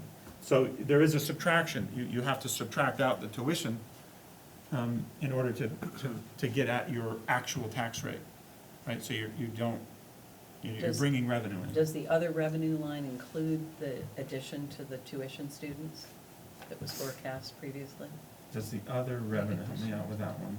Well, Which our line? forecast for other revenue includes our tuition student forecasted revenue, but I'm not sure, I mean, as far as, But it includes a lot of other things Other- too, which is why right. it's going down even though even though other. Really, there are I'm two just extra asking. tuition students. Yeah. Yeah, I'm just asking, does it include the anticipated total tuition students? It does with Okay. some conservatism built into that. That's right. So is it conservatism we've seen in the other slides, so those would tie out if you broke it down? No, what we reported at in tuition in the earlier slides was a higher number than what we Included as anticipated revenue in from the tuition students? Okay. based on a conservatism approach, knowing. formulaic kind of approach around what we think we would get. Yeah, and I probably would consider clarifying that footnote 3 to say that excludes tuition students. Good point. So we have that memorialized somewhere. Yep. Good questions, thanks. And David, just to, my understanding after going back and forth many times is the tuition rate is set by the state. Well, we have an obligation to Right. have an announced tuition rate. Right. And that again is part of that calculation, and we do that on an annual basis. We set a announced tuition, and then our senders pay that, and then we have an announced, and then we have allowable. So, once that gets adjusted, because we have to announce, and then we may have a different budget that ends up actually happening, then it's an allowable, and we can back bill our sending districts. We can at any time. If we're within a 3%, we don't have to, right? But again, that's kind of the mechanism in play to ensure there's a shoring up of the tuition money.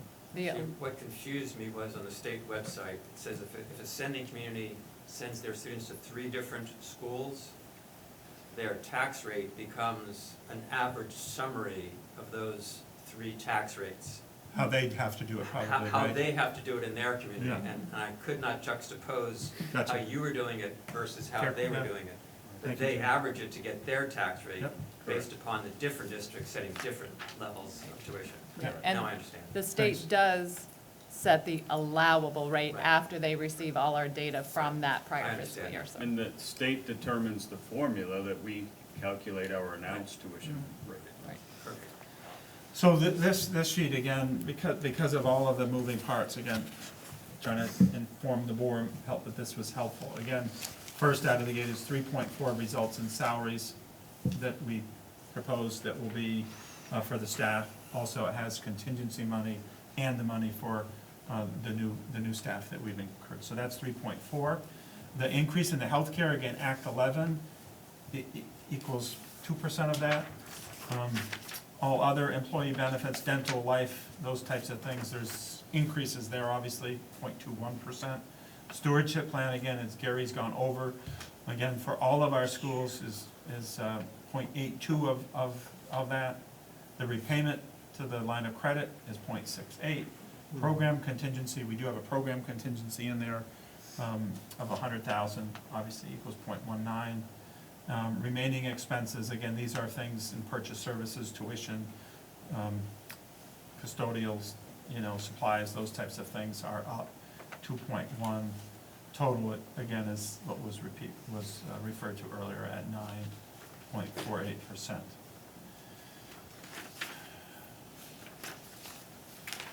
So this is the stewardship plan. I'm going to let Gary talk to this. Again, some of you may say I'm good with this. Again, he can highlight anything or go into any greater detail. Again, there's been a fair amount of scrutiny applied to this. That doesn't mean that we can't do a little bit more, but there's been a lot put in here. And again, what I am concerned about is kind of the risk factors associated with deferment. And so part of that $100,000 of contingency and also our $300,000 of capital reserve fund, right, is to really play to that the kind of the concern based on our volatility. So Gary, I don't know, anything you want to? Yes, so we've made some adjustments since the first time that you saw this. If you remember, it was at about 1.6 million initially. So we changed the process of tracking the assets, and we've calculated the actual lease cost for our 2 buses. We've centralized our kitchen fund, kitchen equipment, replacement, and maintenance fund into the district. And then we've got, the only thing left is the extended life restoration of 400 Dorset, just to keep that building going.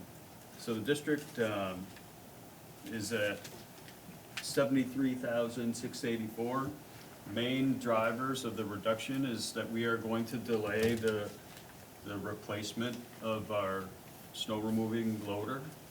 So that was an $80,000 reduction, and we will delay and get along without the additional pickup truck to replace the HVAC Ford Transit that we are going to give to Nutrition Services for the vehicle that replaces their inoperable van. So we've reduced considerably there. The high school remains pretty much the same as was presented. We have taken a look at the auditorium and band roof and the surrounding side roofs there. We've kind of determined that the cause of our problems there is really the vertical membrane that's on only one side of that. So we've reduced that by 50,000. We're not going to replace the whole thing this year. We're going to use a PVC to replace that vertical membrane siding, and we are pretty confident that will stop our water problems there. So is this helpful? I mean, you want to go a little bit faster? I mean, a lot of you were going okay? All right. Okay, total is unchanged from the prior report. Chamberlain. So David and I had a long conversation about the contingency HVAC dollars that we had in there, and we're going to try to do our best to hold the folks accountable for the funding of that HVAC replacement system. So we remove that from our stewardship plan. That's the 10% that you're talking about? Yeah, so the issue here is that we know that windows will become open soon. Gary, through some diligent work, looked at what could be the alternative kind of in between, which we could purchase, kind of equipment that would allow us to keep the windows shut, right? But I have asked to take that out. Again, I think we need to hold the grant, the FAA accountable to our need and move forward, as diligently as we can. Obviously, time is ticking, but we know that money currently, based on federal guidelines, will never recoup that cost. We've heard that pretty loud and clear, that if we go a different route, that cost will not be recouped. I mean, there's a fair amount of case examples of that, and so I don't like the fact that we would spend a considerable amount of money and not be reimbursed for that. So that's currently where we're at. You may have some feedback on that, or direction, but that's where we currently are. So keep going, Gary, on. And Orchard and Rick Marcotte are unchanged, but we did reduce the overall, this should say 21 at the bottom, I'll fix that one. The overall FY '21 budget requirement is $1,081,184. A quick sidebar on this. Again, school construction money conversation is still alive and well. I have a meeting on Thursday or Friday, with other individuals from the state to look at the school construction process and how that maybe can come to be. Again, it's my hope sometime in the near future there'll be some relief, but right now, again, what we cover, right? So what Gary just alluded to, we cover that out of our general fund. And that's a significant expense, all adds into our cost per pupil calculation, which is very different than many of our partnering states around where those costs are not part of their general expenses. So when people want to talk about cost per pupil, it would be really important for schools in Massachusetts or New York that they would subtract out building construction funds or funds to maintain their buildings, which aren't currently included. This is where Vermont often gets a really negative cost per pupil articulation, because that's included within our general fund. And we, as a district, have been carrying that for, generally a long time, because we obviously want to take care of our facilities. So, anticipated revenues, maybe, Amity, walk us through, or Gary? So these are the revenues that we receive outside of what we get from the state education funds. And these projections are, I would say, pretty spot on. There are a couple of things that are not reported from the state yet, and that would be under the special education piece, the early essential education, our EEE block grant, as well as our mainstream block grant. Those numbers have not been released from the state, so you'll see they're kind of conservative in the number, that they've gone down. I don't actually believe that will be the case, but I'm being conservative at this moment in order to be fair with what we might receive.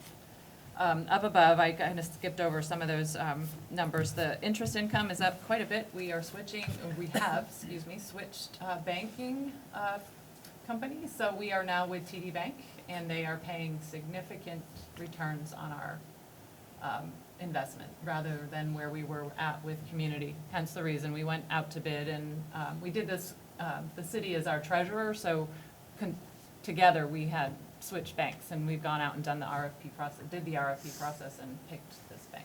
They actually pick it, but we get to join it with them. The rental income, we're just keeping that steady. That's when a company, outside source, comes in and rents our facilities. That's the revenue we've been receiving. E-rate has to do with our,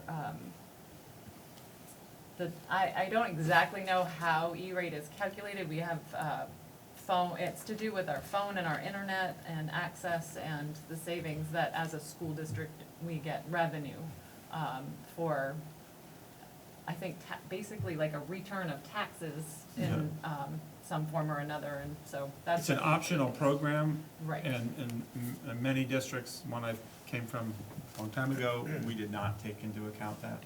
Again, this district's been judicious about that. We have actually an individual who does all of this work for us and totally has been significant. So again, E-rate related to phones, internet, all of those types of things, we're able to apply for that and get that going down, obviously. So the city payment is zero now. That was the money we used to receive for the rental of the community library space. I could probably remove that now, that's been done. The reimbursement for shared services, that money is money we receive for the Winooski bus services, but also in that is we do receive money for homeless students. So, you know, unknowing what your population might look like in the next year, we have to share those costs, 50/50 with the other district that student might be living in at that time. It also includes, we have the bridging program that we provide special needs students. We have a teacher, and then we partner with the Howard Center, and they do outplacement of special needs students. So we receive money from other districts to offset those expenses. Tuition from other districts, you'll see that number is down from the estimate that we use for FY20.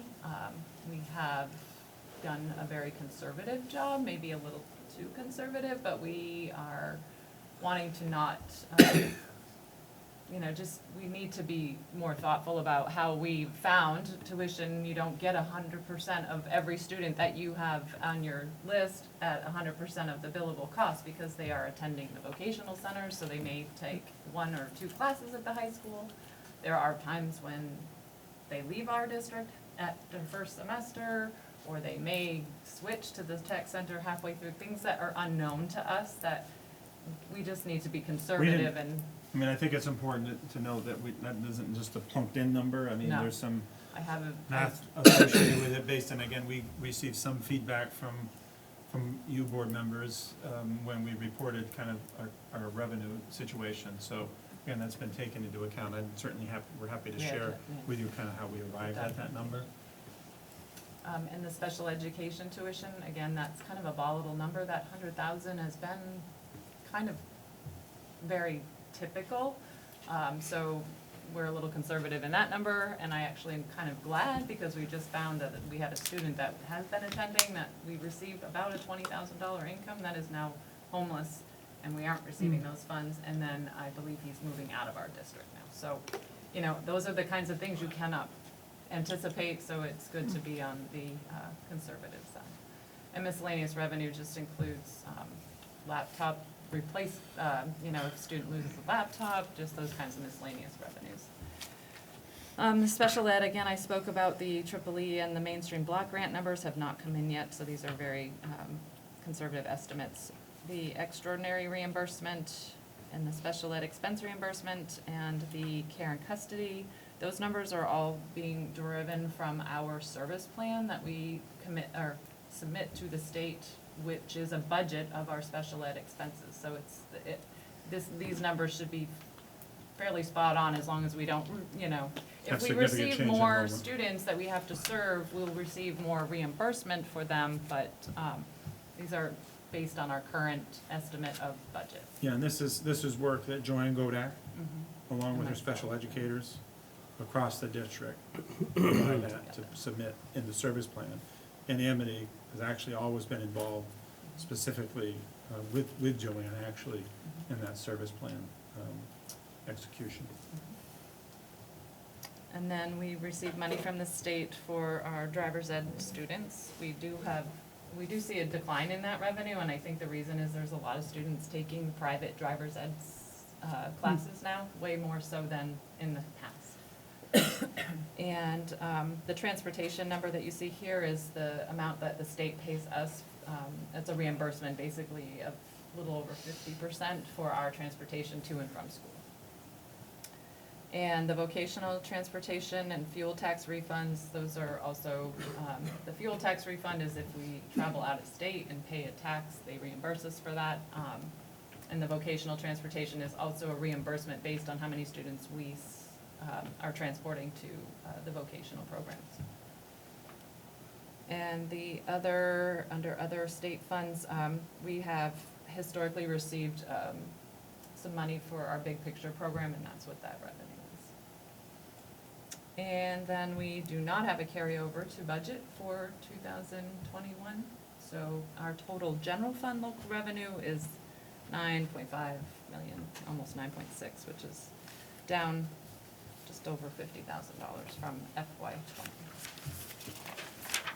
On the next page, we just talk about our special revenue funds, which are funds that are grants through the state of Vermont and through the federal government, who passes it through the state of Vermont. But these are all staying steady, up a little bit, with the exception of the Medicaid revenue. And I spoke with Joanne Godek, and she gave me an explanation of how Medicaid revenue is accounted for. And I apologize, I have to find my notes. The revenue, this is from Joanne. The revenue is dependent upon student enrolled, and this does change from year to year. And some parents of students with complex needs do not provide permission because they are concerned if the school takes these federal dollars, it will take away from other Medicaid dollars that their children would receive. And she said, as we shift to more inclusive services such as co-teaching and away from intervention, these services are not Medicaid reimbursable. So it's starting to fall, over the years as we've moved to our co-teaching models and not as So much again, intervention. that's an important piece of information, but it's unfortunate that that mindset is there.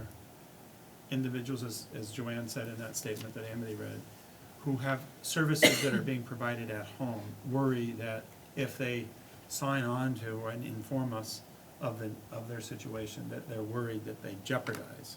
And that is not the case. That's not the case. But it's a delicate conversation around, similar to what we have under free and reduced hot lunch sign up or indicators. That's a conversation that's delicate between the district or a district contact people and a family, mom, dad, guardian. I'm a little confused on that then. I heard it's partly a choice of a parent or guardian, and then I heard it's our co-teaching model, which is not Medicaid reimbursable. Well, again, it has to be a Medicaid reimbursable expense under co-teaching. Not every act that we provide is considered a reimbursable expense. Yeah, and I don't know the details of what is a reimbursable expense by a Medicaid when she mentions intervention versus co-teaching. I would want Joanne to come and talk to you specifically about that, because that Agreed. part of it I do not understand. Agreed. What happens is it's more specifically from, if I'm the student, it's got to be services from an individual. When it goes into a different model, it excludes some of the Medicaid revenue under the requirements, I believe, But could you just clarify the parent choice again? Like, I'm confused about that part. It's a parent choice to be able to sign up for all of the Medicaid, through the Medicaid paperwork. If I'm a parent and I have an individual, my child needs additional services at home, in a home care setting through Medicaid, right? Often parents are worried that the services that they get at home, if they sign up through the school, fill out the paperwork necessary, that they worry that they jeopardize having the services continue at home. But if we have to provide those services at the school level, why can't we require Well, them we have- to do the paperwork? Because you can't. You can't require You can't like do free that. and reduced either. Yeah, can't do that. Again, these are part of the issues that we have. Again, similar to, the free and reduced population. Again, a lot of it is worried about stigmatism, perhaps with, again, free and reduced is, although all of our stuff is on a key punch pad, it's not known to others who is and who is not. But again, there's some concern about whether or not that information, does it get out to other people, and do I get identified? Does my family get identified? So there's some. But the difference, though, in free and reduced lunch, right, if they don't apply for free and reduced lunch, They don't get it. then they're paying That's correct. full price for Yeah. their students' lunch. Or we. Whereas here, it feels like if they're not signing up for paperwork, somehow the district is not being. Still has to accommodate. Still has to They're- accommodate, but is On the then not front, able to yeah. source funding Correct. from the federal level. Correct. That's true. True statement. Yes, that is true. We have Doesn't we seem have a right. right to provide and an obligation to provide a free and appropriate education, right, under FERPA. So it's part of just our work. So, Can I go back to the prior slide, Gary? You had mentioned we have a dedicated individual on these E-rate rebates. yeah, So does the rebate fund 100% of the individual salary, Yeah. including benefits and so forth? well, we don't pay benefits. It's a, It's really a consultant. She's a consultant. That does just the E-rate. And we honestly, it's complex. We would not do it if we didn't have a consultant. I mean, there's, Well, I'm just asking, Yeah. should we keep doing it if Yes. it's break even Yes. for us? absolutely. Oh, it's, So this is more than right, break even. I think we pay maybe $800 to $900 per month. She's getting a little bit more right now because she's helping us with our VoIP system, but we stand to actually get the E911 grant. So even with a little extra that she's had to work to help us through that, will be. So what I heard pass. was Pays more we than had a pays- full-time person. Oh, No, no. no. Oh, sorry. no, no. It's Yeah. not somebody who actually occupies a space No. in our I district. misunderstood. She it does this for other districts. Many other Many. districts. Yeah. And we would not, again, I don't know that for sure. but The expertise to try to do it and follow all of the FCC guidelines and requirements and forms, I mean, is a lot. So, anyway. David, do we have a plan already, like on a different day for Joanne to come in? Because I have a lot of questions around state grant funds too, in terms of, in my mind, the general picture that I was getting was that we were likely to see a reduction in our reimbursement rates for special education. And we've budgeted in here an increase of almost $500,000 from the state level. And I just would like to understand whether that's an assumption that we're having an increased student population, or, you know, how that actually gets factored in here, because I would hate to see us overestimate that and then come up short at the No, end. anything And that we I- put in yeah, that service. And I'm happy to share that information because I am the one that does the part. expense side of it, yeah. Okay. So I can certainly show you how I came to those numbers Okay, that would be based on helpful. our service plan. But information. consistent with Yes. that question, I think it would be helpful to provide the board the next go-round, kind of where the revenue shortfall issues were and sort of how those are accommodated in this proposed budget. Okay. And Yeah, you've- that you've spoken spreadsheet to a with few of the, them, but- yeah, that spreadsheet with how tuition student, you know, Yes, tuition is how the coming math in, is like, in. Yes, yeah, the math yes. of how many head count versus percentage actually in the building, you know, paying full tuition and all that. I mean, my question on that, you know, where we On see, tuition? on tuition, where we see that much lower actual day-to-day head count than what the overall head count is, so we see more people going off to the tech center, is, are we being judicious about, are there places where we could be reducing, you know, FTE because we're seeing a big enough number of students that aren't in In the the building. building? Yeah, that go off, or early college, how those factors all factor into that. Because it So- feels like we're seeing, you know, some of those students go out of the building, but question. FTEs keep increasing. Yeah, I think it's a good question. Again, so to your earlier point, will you have opportunity to connect with Joanne or others? So yes, the plan is to again, we've got a fairly short window, but again, my desire is to make sure administrators can answer questions as we go forward. So again, Joanne Godak, Patrick, you know, and the other administrators around questions that might arise. So again, definitely Joanne will be here. This is the FTEs, again, busy chart, but we've got, you know, Rick Marcotte, far left, and the schools are across the top.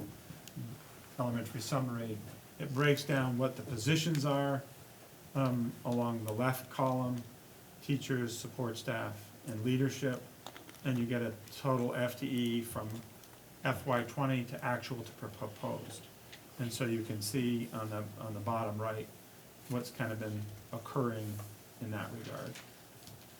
I do want to say that, you know, on the actual side, there's been some FTE fractional added, where we've had an individual that needs a teacher of the DAF, where we've added a little bit more on music, a 0.1 FTE to music, to cover some of the classes that we needed to as a result.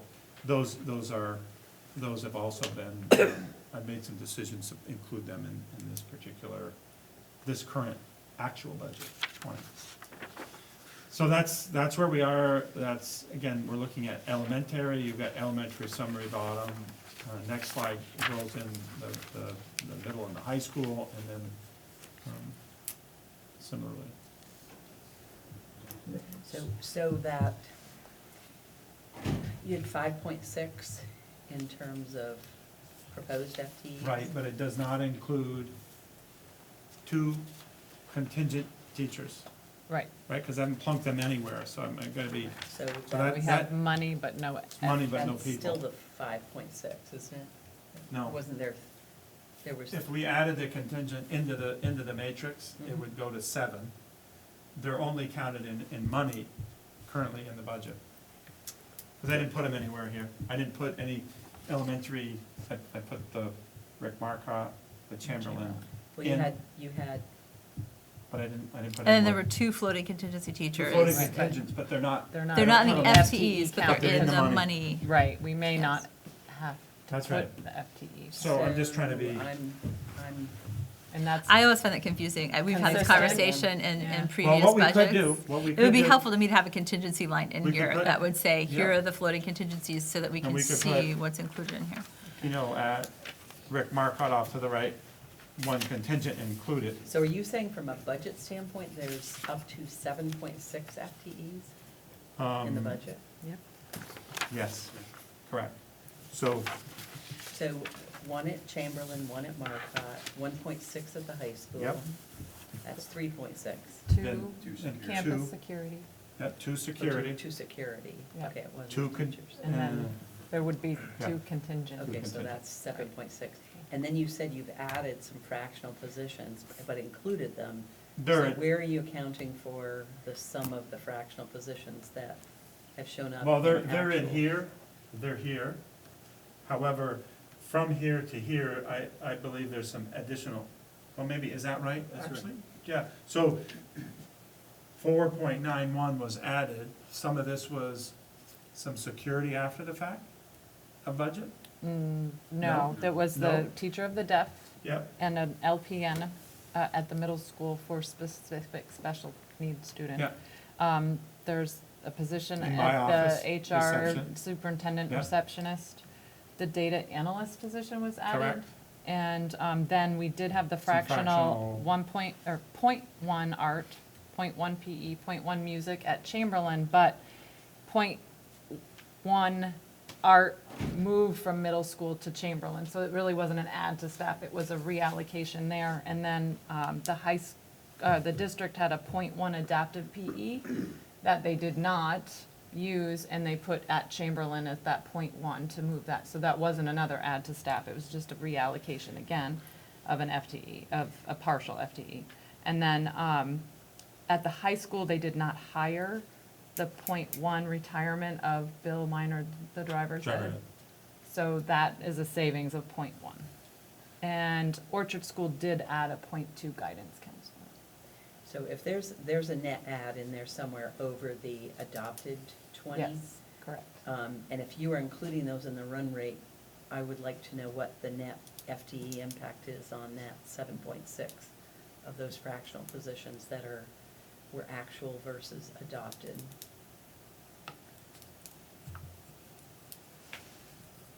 okay. Got it. I can't give it to you at the moment, but what that amount would be. Well, is this the total of all the schools here? Is Yeah, Overall that summary, yellow yeah, is the bottom total right. of all.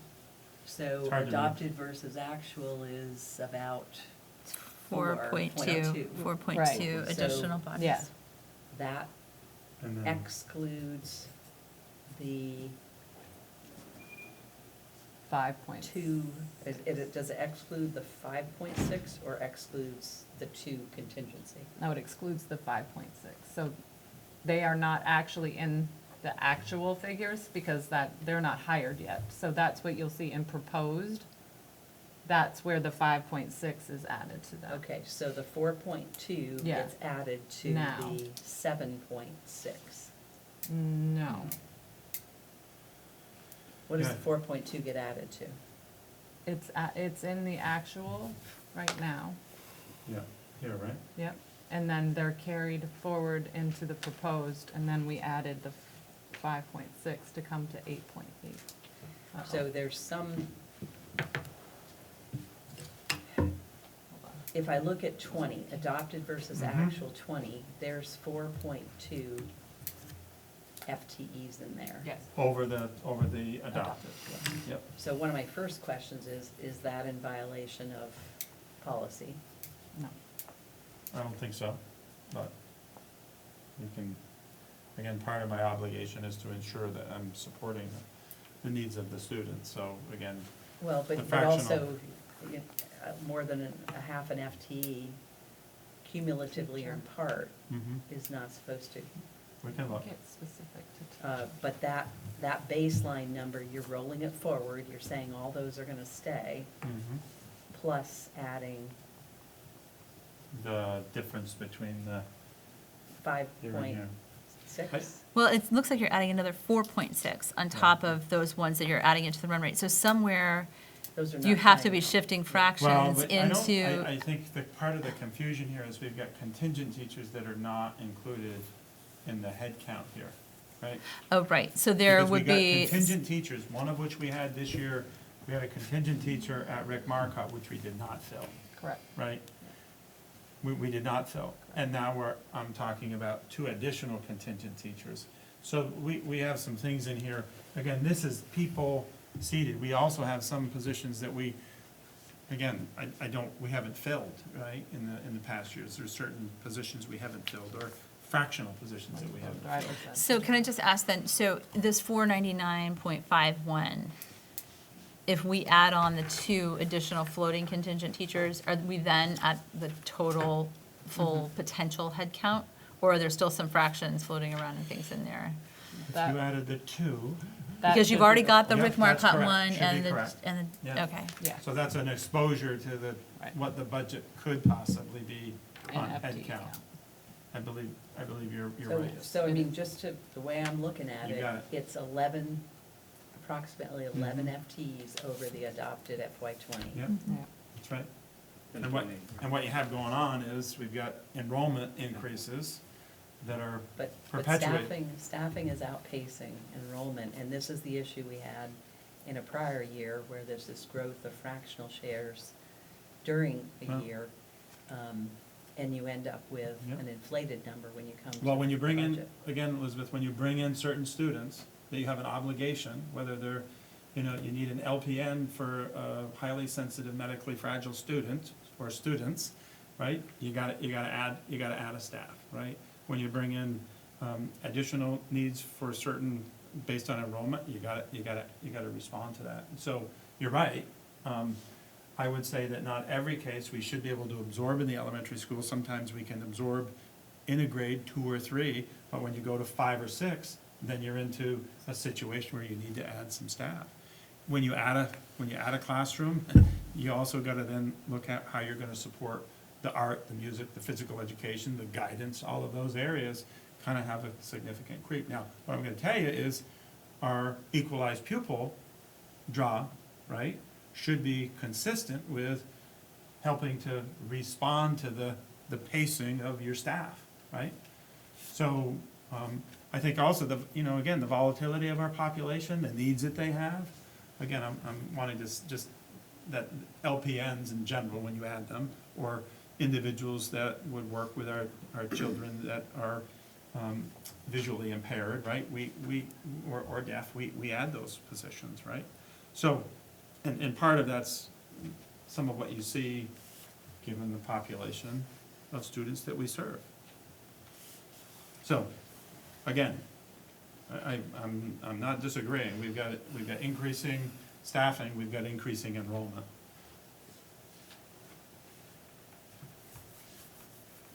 Can I ask a question? So on page 12, the 9.48% increase, if I add together the first 3 units, which would be your staff and salaries and everything else, it's 5.6%. So it's about, what, 60% of the total increase in your expenditures? So although the FTEs seem like a lot, it's just a little bit more than half of your increase in total expenditures. Not that that's insignificant, but it puts it in perspective. Of the other drivers that are Of the other pushing the drivers, budget. right. And David, you probably have a feel. Are other communities expecting these levels of increases at this point in time without the additional information which is necessary to make conclusions? Yes, I can Yes. speak to that because I was just at the business manager. We have a monthly meeting and Right. at the table I was sitting at, there wasn't one of us that had less than a, 8% or more increase. Because we don't have the other factors understand, either, but yeah. based I mean, upon what right, The education department said with the 10.883, the yield, this is certainly going to generate some discussion. Yeah, and Yes. I have to be, there's certain areas that I'm not so sure other districts, I mean, I want to believe that they are. I think we brought attention to facility management, but I don't know. I mean, a lot of my colleagues are in really dire straits with facilities, so I don't think they've carried probably some of the expense amounts that we have to manage. And again, on our stewardship, I would say, given the number of facilities that we have, has not been significant, but the dollar amount does add up. What is the salary of a security guard versus a elementary school teacher? I mean, are they comparable? no. I wouldn't think no, so. So no, right. some of these FTEs may have a wide range to them. Yeah, again, I've been around some of the board members here enough. Again, I think the concern is, again, to you, Jerry, is that, again, I think Elizabeth, the outpacing, right, of our staff to serve our population. We've seen a kind of an unequal parallel there, right? And some of that has certainly been associated over time with school districts, I'm gonna go overtime, taking on more responsibilities to accommodate students in what we believe is needed, but we've taken on some of those expenses over time that are in front of us, right? I don't think anybody in the community is going to argue with more security agents just because of what's happening nationwide. I mean, you're not going to say no to that.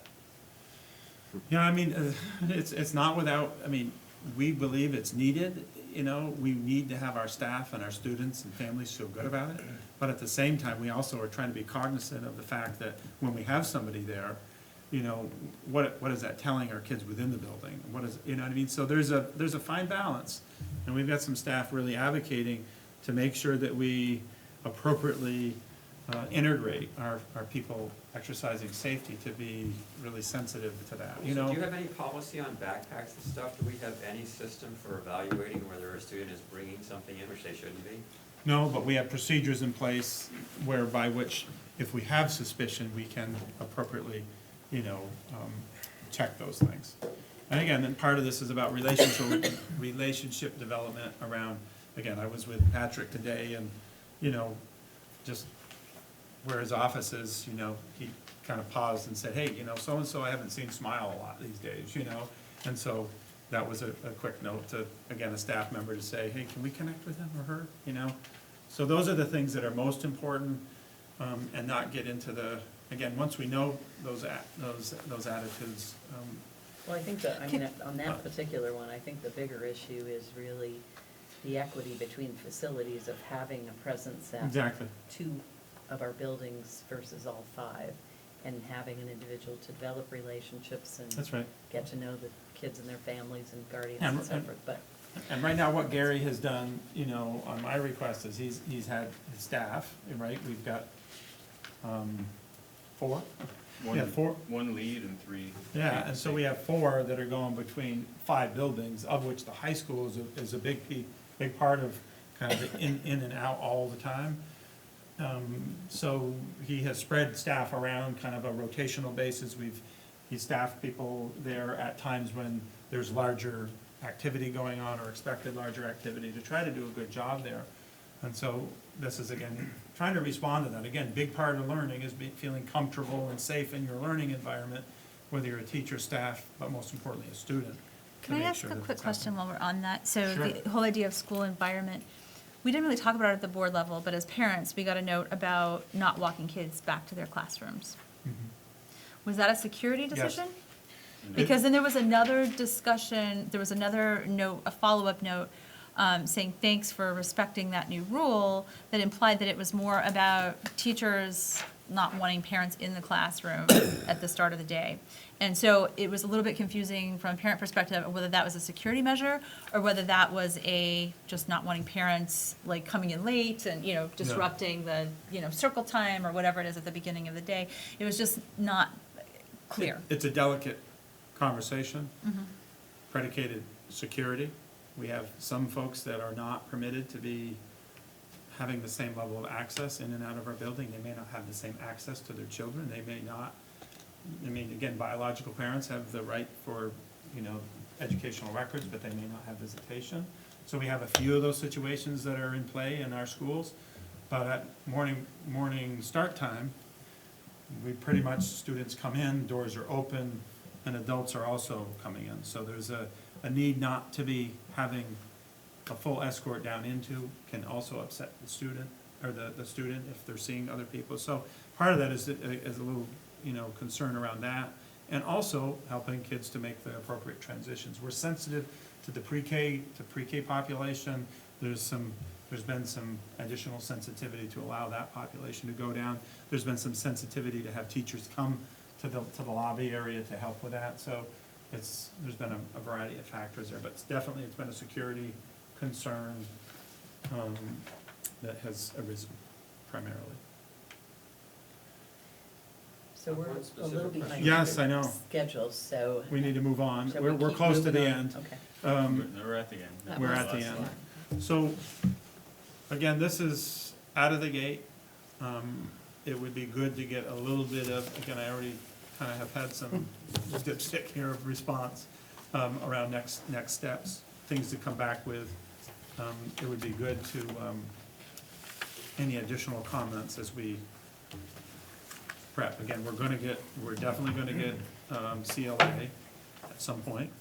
We're definitely gonna get equalized pupils, but you're still staring at the overall % increase on the expenditure line, right? And so it'd be good to get some general next step guidance from board members on where you're feeling and what you'd like me to move forward with. Isn't a big number of the yield? Say again? Isn't a big number of the yield?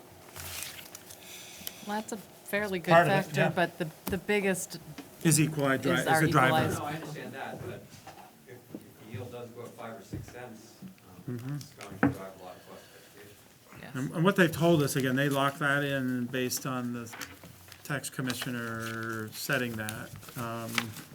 It's not really locked in until. It's not never locked locked in Till the end until of the they term, adjourn the so it's approved. legislature, But yeah. that's true with all of our, not all of our, that's true with, it's true with the yield, it's true with the CLA sometimes can change, although not usually. Equalized pupils will dance around for a while even after, right? So that's some volatility there, for sure. So I know we're behind. Any additional guidance? We've taken some questions and things that you want to get some additional information on. Any other direct guidance that you'd like to give me on how to proceed? Do we have the run rate on stewardship investment on an annual basis? Yes, Maybe the last 3 years or so? yes. I don't recall that. 659, 100 last year. But Okay. this is pretty much the same plan, with the exception of the roofs at each elementary school, phase 1, which has been planned since before I got here. It'd be helpful to look at what that was. I don't remember it being close to $1 million. No, 659, so. 100 last year. Well, last year. and I think the prior years might have been lower. Yeah. So I guess my question is, we would have expected. 571, I think. 571, but some of those years, 571 in the operating budget, but then there was a Well, $900,000 that would be helpful to. bond. $950 Yeah. bond. Yeah, that would be helpful to 500,000 bond. include Yeah. that, because I think the operating number is what's in my head, Yeah. and I would have expected that to be lower if we were mitigating investments in the middle school and high school, kind of back down to, more in the 500 range. Yep. So it'd be helpful to understand that. And part of the bonds that would have been otherwise in an operating budget would be included. And I think we also have that 10-year history of the stewardship Stewardship, plan, yeah. so that might help too, just so that we I can see know- back. I know, I mean, I'm locked into what you're asking, but the run rate over time on stewardship and what effect that's had on our general fund budget. Well, Right, so I mean, the we've been dollars, 500. the dollars will sort of help us Mhm. indicate that, but there's nothing in there that is a surprise necessarily, but I was surprised if we're mitigating action at two of the larger facilities, that it's as high as that Yeah. it's higher than. I will tell you from my simple perspective that no matter what, we have to keep those buildings going for 5 years, no matter what happens, for at least 4 years. We have to keep the high school, middle school, Yeah, safe no, and effective. I totally get that. I'm just saying, Still, if I- there were efforts at 2/5 of the buildings to minimize it, There were. the number's as high as it's been in a while. Yes. Net But of it's, bond activity. but the It's the things that roofs. typically drive it are roofs and boilers. That's what it was, too. And Yes. roofs have not been done in 20-some years, and so we're. well, we've done pieces and parts of roofs. Parts of them, but Yeah. like, the one Oh, was it's- marked 1996 Yep. in here. Yeah, Yeah, remember, it's roofs, I mean, Phasing yeah. them in, but it's a jump. It's a yeah, big remember jump. when Yeah. when we first started stewardship, I think, Elizabeth, you were probably the only, maybe Martin was on, but we started that out and we had a laundry list of things. We front-loaded all of the things. We had warranties on the roofs. And then we started to, schedule and move those around. And we're at a place in time where some of those schedules are now at a place in time where they need to be done, right? And some are beyond warranty life. And that's where, again, we're in this kind of very, sensitive area around what happens if a fail goes. Again, Gary's identification of, one roof and the vertical ceiling stuff, right? Those were things that have been determined. Again, I will tell you that we're one of the few districts that have information on the warranties of the roofs. Most schools with leaderships and changes, this is again, part of my conversation at the state level. If you're running these big programs, you should have and make sure that all of your schools have the information, and somebody, it should be a central repository of that. But anyway, stewardship And then- is a big part. Yeah, and then we at could one definitely point, get to the we history. had looked at the rate of enrollment and then the rate of staffing, or FTEs. And that would be helpful to duplicate that information, or update it at least. Anything else from the board? Okay, thanks. Yeah, again, thanks to Amity and Gary and staff. They've been working hard to pull stuff together, so thank you both. We know this is a tough period. Very. All right, we'll move on to agenda item 10, negotiations update. We do have some January dates that'll be firmed up with the SBA to have a preliminary meeting. And I believe, David, you received from NOAA the Workday Committee recommendations. I don't think I've got Workday. We've got school psychologist stuff, and I know they met today. Say again? Send it to you in the same email. You sent it yesterday. I'll double check. I guess I'm a little behind on Well, I just checked before because we didn't have it, so I checked on it. I'll do it. Thanks, Noah. And then I think everyone's aware, but for the public who may be watching, the binding arbitration occurred on Act 11, and the arbitrator ruled in favor of the union's proposal. So that is basically a 30-month agreement that would extend through December of 2022. And that will be incorporated in our future budget projections. Any other comments on negotiations? Budget, or agenda item 11, other paper articles. We did have a draft of Cole's that was circulating, so I think he is prepared to. Yeah, I think it's, I don't know the deadline on that now, but I think I think it's close. Yeah, so I think it's been sent in. We should just confirm that it was Will do. sent in. Yep. Because I did send some changes back to him, so. Yeah, you don't know, Meg, do you? I'm not. And do you know if he made any corrections to feedback from any board members? Not sure. Yeah, so we'll check on that. Yeah, if we could confirm that, that would and- be great. And give you what was, if it was, what was sent in. And then we also, we're looking to place some information about board service. Yes. And I have not done that, and we can look at what it is for January, but. Well, that needs, That's not gonna be the article. No, the point is it's gonna have to be an ad. We're gonna Yeah. have to put an ad in about, Yeah.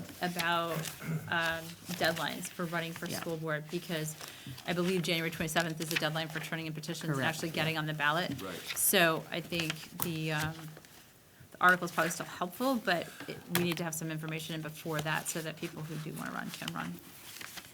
I think what we should do is post up, I'm brainstorming for a second. I think what I should do is just try to find a separate date that we then advertise, that we'll have an information session about becoming a board member. well, we could, Because we talked about it, trying to integrate it, into a board-related date, but I don't know how we're gonna do that. And we just have so many. I think we'll be too late at Yeah. that point. I We think it would could have do- to be, it would have to be at the Special. 8th. It would have to be on the 8th, I think, in order to give people time to actually go out and like get themselves on the. Well, Or the, prior to, I'm um, saying it could be a Monday evening, the 6th.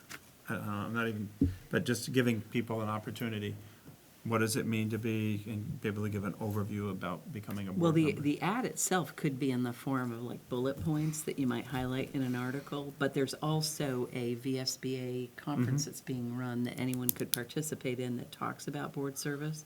So that could be referenced in the ad as well, When is by that? way of information. I don't have the time in front of me, but That's a good thought. I think it's To just- still available. Well, and they have some online tutorials Right, too, right. Yeah. So I'm, that- I'm just wondering if we got maybe- that in by no later than next week's edition, which means Tomorrow? soon, yeah, Mm-hmm. pretty much. We have a tendency to do this on Wednesday night, decide that we need an ad in for next week's paper. Well, we have what we've written before. We know next week. It's a good question. I don't know, Meg, do you know? They usually don't have one either New Year's or Christmas week. Christmas week, the 26th, right, would be the Thursday, right? I asked that question to Corey, not that she has to know, I haven't met with her today. but Well, she I did know that that. there's a 1-2 issue because we know the deadline for that. We had gotten that from Master Plan Vision. It's in here. This Yeah. was what was put in. So that was the date, the deadline for that was yesterday. I was Although looking that for was, that. Is that that in was the our- article as opposed to the ad. Often with Right. ads, they give us a More little time. bit more leeway as long as we tell them what Is that in our space. packet, by the way? I just was looking. The other for it. paper articles was in the packet, yeah. Okay, I just couldn't find So it. the direction would be to try to get an ad in the other paper as soon as possible, making, with bullet points that would, number one, about becoming a board member, where you can go to get information, or go to, VSBA, et Oh, cetera. thanks. Oh, yeah, sorry. I must have misplaced that. Okay. Yes, so Right? Martin, would you be able to kind of just take the past article and maybe put it into more of an ad format? Yes. Okay. And then if we can reference the VSBA seminars in that, that would be helpful. Yeah, I'll do that tomorrow. That'd be great. But I will get it to Delina and you and Meg. Yes, To Meg get would it to be- the paper. Yeah. So at this point, we have just one, we won't have an article then for the 2.6 issue. So does anyone have a suggestion for updating that? 2.6. Yeah. Well, it could be about cost of taxpayer impact of the bond. I mean, we Yeah, I said think it's that either something about budget master. bonds, budget. master planning. Yeah. Yeah, because we had said last time it was going to be hard to have budget Well, we could potentially turn budget around by then. It's gonna be really hard, because we'll have just approved it. Well, we're going to have ads for budget. And Right. we'll no doubt have a lot of communication, but maybe we can, or is the board comfortable if I put in taxpayer impact of the bond? And Brian, would you like to volunteer? I would love to. So this to Brian, I don't know if, are you able to make Friday meeting? The Friday meeting, This the Friday, working you're group saying? meeting? The working group Friday meeting In 2 days. and MPV? I will be there, yes. And Bridget, you're, of course. course, there. Yep. This, I think, is important to the communication conversation of the MPV work. Because again, this is in direct line with some of the communication that we're trying to, program. Well, if you're both aware of that Yeah. particular venue and date, I think the subject could be modified accordingly with Yeah. whatever the Juniper plan is Yeah. on a going forward basis, but hopefully that could be part of it. Yeah. Yeah, I mean, it's our last chance for an article. I mean, obviously, we can put ads and stuff in for another couple of weeks after that, but that would be our last chance for an article before the bond.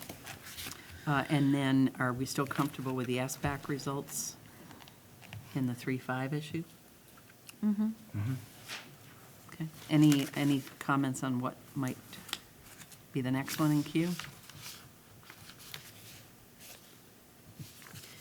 We usually use that to talk about election results, don't we, or sort of Voting what's. outcomes and Voting results from- outcomes and, This was the same. like, Participation. kind of stuff, yeah.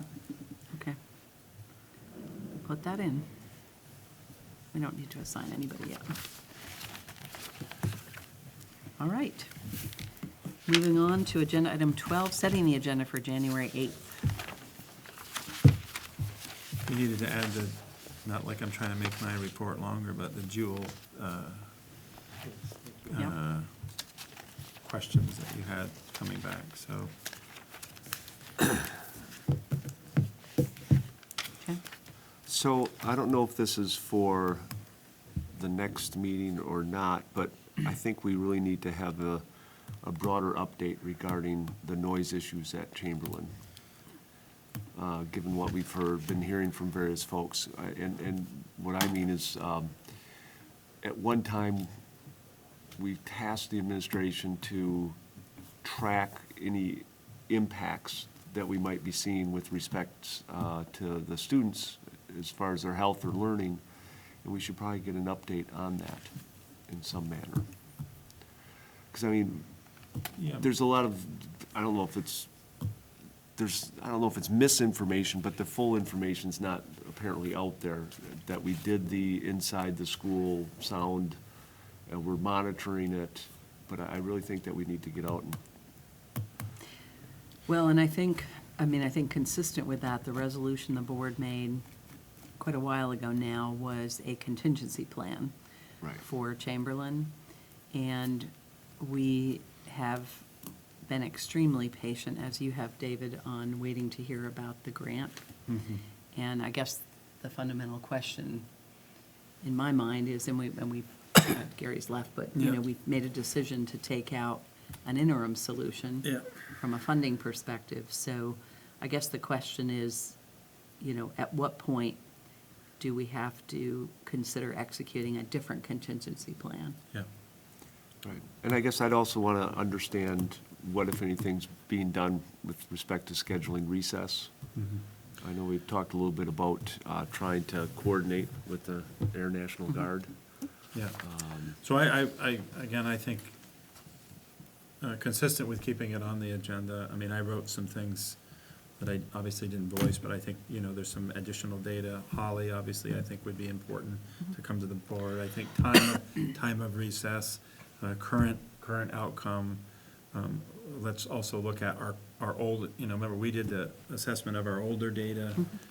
It may be important to do a dipstick of current new data now, inside with maybe some simplified assessing of the data that we collected with the F-16 and now when they're flying. And there may be, again, a conversation where we need to look at that. Again, you heard reference to the 85 decibels. So I wrote down some things that I do think I needed to circle back with you on that. I hear what you're saying. Right, just a broader. Yep. That was kind of my plan, but. Okay. there may be other things that you want to hear in addition after that, as well as a recommendation. It may be a time and place, I don't know, that we take it off of the superintendent report and put it on its own, you know? Your choice, I mean, to give it a little bit more credence to conversation to the public. It might be my recommendation, because these are typically, reports are just kind of status updates. This is now going to get into a little bit more of a broader Right. piece, you know? I would say, If that's your recommendation, then Yeah. I would do that. So- yeah, I would think it should be a separate item if we're going to have Holly in as well to Yeah. address this. Yeah. Whether it's We- this next meeting or the one after, it depends on all the other things going on. Do we know when all the plans are here? Because I know they No. were adding a couple per month No. or a couple They're every probably, few they're weeks. probably at 6. And some of it's delayed as well. Yeah, they're going to get up to 20. Right. I don't know what the end date, I mean, I can look it up, and I don't know what schedule they're actually on, but again, just because they have 20 doesn't mean all 20 are going to fly at the same time. That's not the way that will Right. work, but. But when you're talking about updating data, I'm assuming you're talking about updating potentially sound testing or, asking our consultants to come back. And the question is when the right time is to do that, because if there are 20, it does mean that an exercise is taking longer. I mean, not all 20 might be going, but some Yeah, percentage the of whatever the duration of total the is. exposure. Yeah. Yeah. Yeah, and again, I'm not knowledgeable of their, their flight training deployment, like how many. I mean, right now, there's 2 going out. That goes up to 3 or 4 maybe. It doesn't, from my knowledge, go up to ever like all 20 are going out at the same time, When we had the F-16s here, didn't we have just 4? No, we had a full I only, complement. I've never seen more than 4 take off at Well, once. that's At a be- time, but that's what Yeah. David's saying, is that not all 20 might be going up at the same time, but there might be more It exercises. might be over the course of Yeah. Yeah, three again, hours I'm or out of my Yeah. knowledge comfort Okay. zone, but what I Okay. understand is that That's fine. there's different, obviously, pilots and training requirements, and they fly, and there's maintenance stuff, so those are rotating around. Yeah. Did they share with you or Holly or anybody sort of an idea of when flights are gonna happen? No, they can't for security Yeah, I wasn't reasons. sure if there could be like. Yeah, no, we pretty much, I mean, if you are observant, you can, pretty much, it's pretty consistent. They're never Yeah. gonna tell you what that consistent time is, just because would be a violation of their, Understood. security stuff, But, yeah. but they nevertheless go up pretty much at the same time. Yeah, They were clockwork when I was teaching. Right. exactly. You'd be like, stop. Wait. Oh, ahead of time, Everybody nice, Jump yeah. in, then you gotta wait another 90 seconds, then the second one goes off. Yep. Then you wait 2 minutes. Yeah, the Chamberlain staff could probably tell you the exact schedule. No, we used to be Yeah. able to figure it out when we picked up the kids from preschool in Williston, because it was not long after we picked the kids up from their morning preschool, like, we would go out and stand and watch the planes for Yeah. a while after we picked them up. Yeah, I mean, we, Yeah. again, know, the teachers and staff know pretty close to the, Yeah. Yeah, okay. okay. Okay, so agenda item 13, future agenda items, or anything that has been assigned to a calendar item. No, sorry. I had a couple of things that have kind of come up recently. I would add to the mathematics curriculum item, I would add this new math reading vendor the state has signed a contract with, and ask if our district is planning to utilize that data at all. So are you asking to move it to the agenda Just- or no, keep she's I it would asking just to add put it- onto the- future? to the I would math just add it as part of the math curriculum. Okay. States, State yeah. data vendor or whatever it is. Then there's been some recent press on use of social media, so I wonder if we should be reviewing our own social media Yeah, policy. I think it's fine, I mean, So, is the given the- question of whether any of the board members have heckling accounts that we've opened on some other name to Or, heckle or, people? Is that- or do we have a procedure, and/or do we have a procedure for our 400 and some odd employees as well? And Oh, yeah. So, Things like that. I am just, again, I think, Nice point. unfortunately, in a lot of this what we know what's going on in the communities around us, I did ask, but we're gonna look at, I have staff currently looking at, what we currently are doing, what's what's best practice around, do we have things included that talk specifically about other social media, including board? How does that happen with board members? I'm not saying you are, but do we have information and best practice that advises on that? And again, a lot of things have changed since we put policies and practice in with new availability and things of that nature. So I'll be able to, I'm collecting that data. I may suggest I put it on the superintendent's report to Okay. give it a little update, given That's fine. that. I want to be careful not to overlook my superintendent's report where it starts to take up a significant amount of your board time. But things that I generally use that as kind of the quick updates on important matters that I feel like you need to be informed about. While we're on future agenda items, one thing I'm hearing questions from parents about is enrichment activities. So for kids who feel like they're not getting enough, and this may tie in again to math curriculum, but it also has come up with regard to literacy curriculum. Kids who are potentially out beyond where they need to be at a grade level.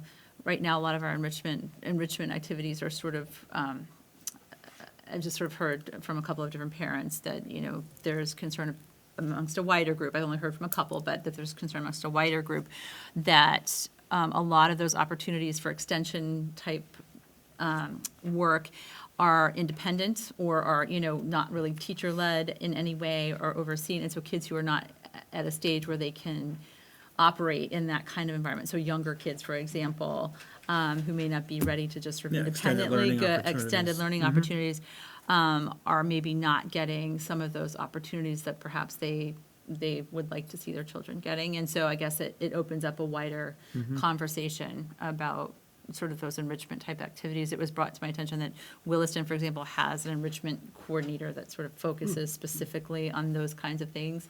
Some of them are labeled gifted and talented programs. I mean, there's Yeah, things and I like know that. we shy away from wording, that, yeah. but the question is whether we're, what we could be doing without necessarily adding FTE, but like what we could be doing. Another, again, not to let the media drive our activities, but I know in the past, we have cited a lag in hiring practices because of the fingerprinting process. And I think there's been some press recently about whether districts are complying with screening of new hires and then ongoing relicensure or whatever. So I don't know if there's a topic there or if you feel like that's something the board should be updated on, David, but from a compliance standpoint. Yeah, I think it would be. I could work it in there. You've heard it from me around legislative priorities around fingerprinting, backlog, Right. reason, rationale. Right. There's also a compliance thing there too, I'm hearing you talk about, of, where are we with compliance related to background checks, fingerprints, those types of things. Yeah. And then the other one that we just haven't heard much about, which I hope, I should have brought it up in the budget discussion, but nutritional services. Do you recall if there was a subsidy put in the budget this year? There is. Is it in the same amount? I Same, didn't see that. I think it's exactly the same amount. So one of my questions. And we're improving slightly on the run rate over time, but, we've had, generally, it's been about consistent with where we are. We had one year where we had some significant gains, and we've not been able to keep pace to make significant improvements on the deficit. So it would be helpful to just get an update during the budgeting process, but I also wondered if nutritional services was seeing any impact of those students who might have been impacted by the SNAP benefit changes? And is there a community need, hopefully, that may be addressed by the food shelf, but is there any increased demand within the school system that we need to be cognizant of? Those are my few topics. Looks like we're gonna have a next procession. I just, Between all That's our good. extra sessions for the budget Yeah. in January. Good questions. I didn't want to be outpaced by that day I missed. All right, agenda item 14, the minutes of the December 2nd and December 4th meetings. Any changes?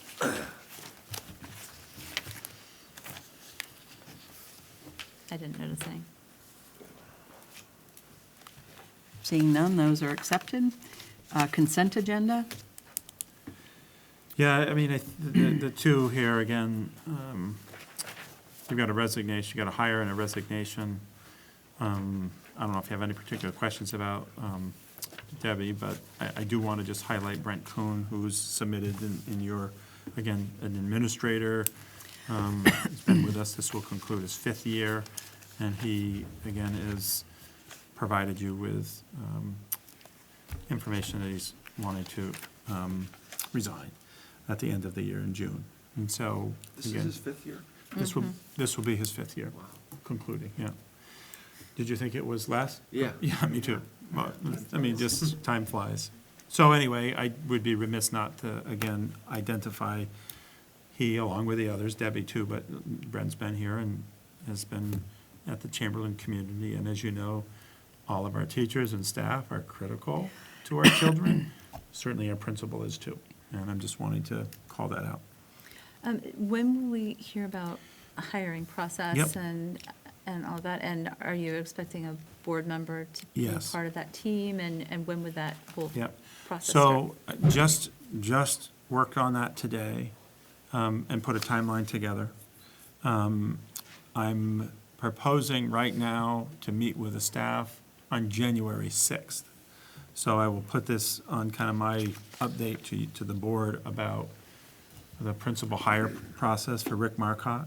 I will be asking for a committee, of which I will be asking for a board rep. So we have, I think, identified 7 to 8 folks.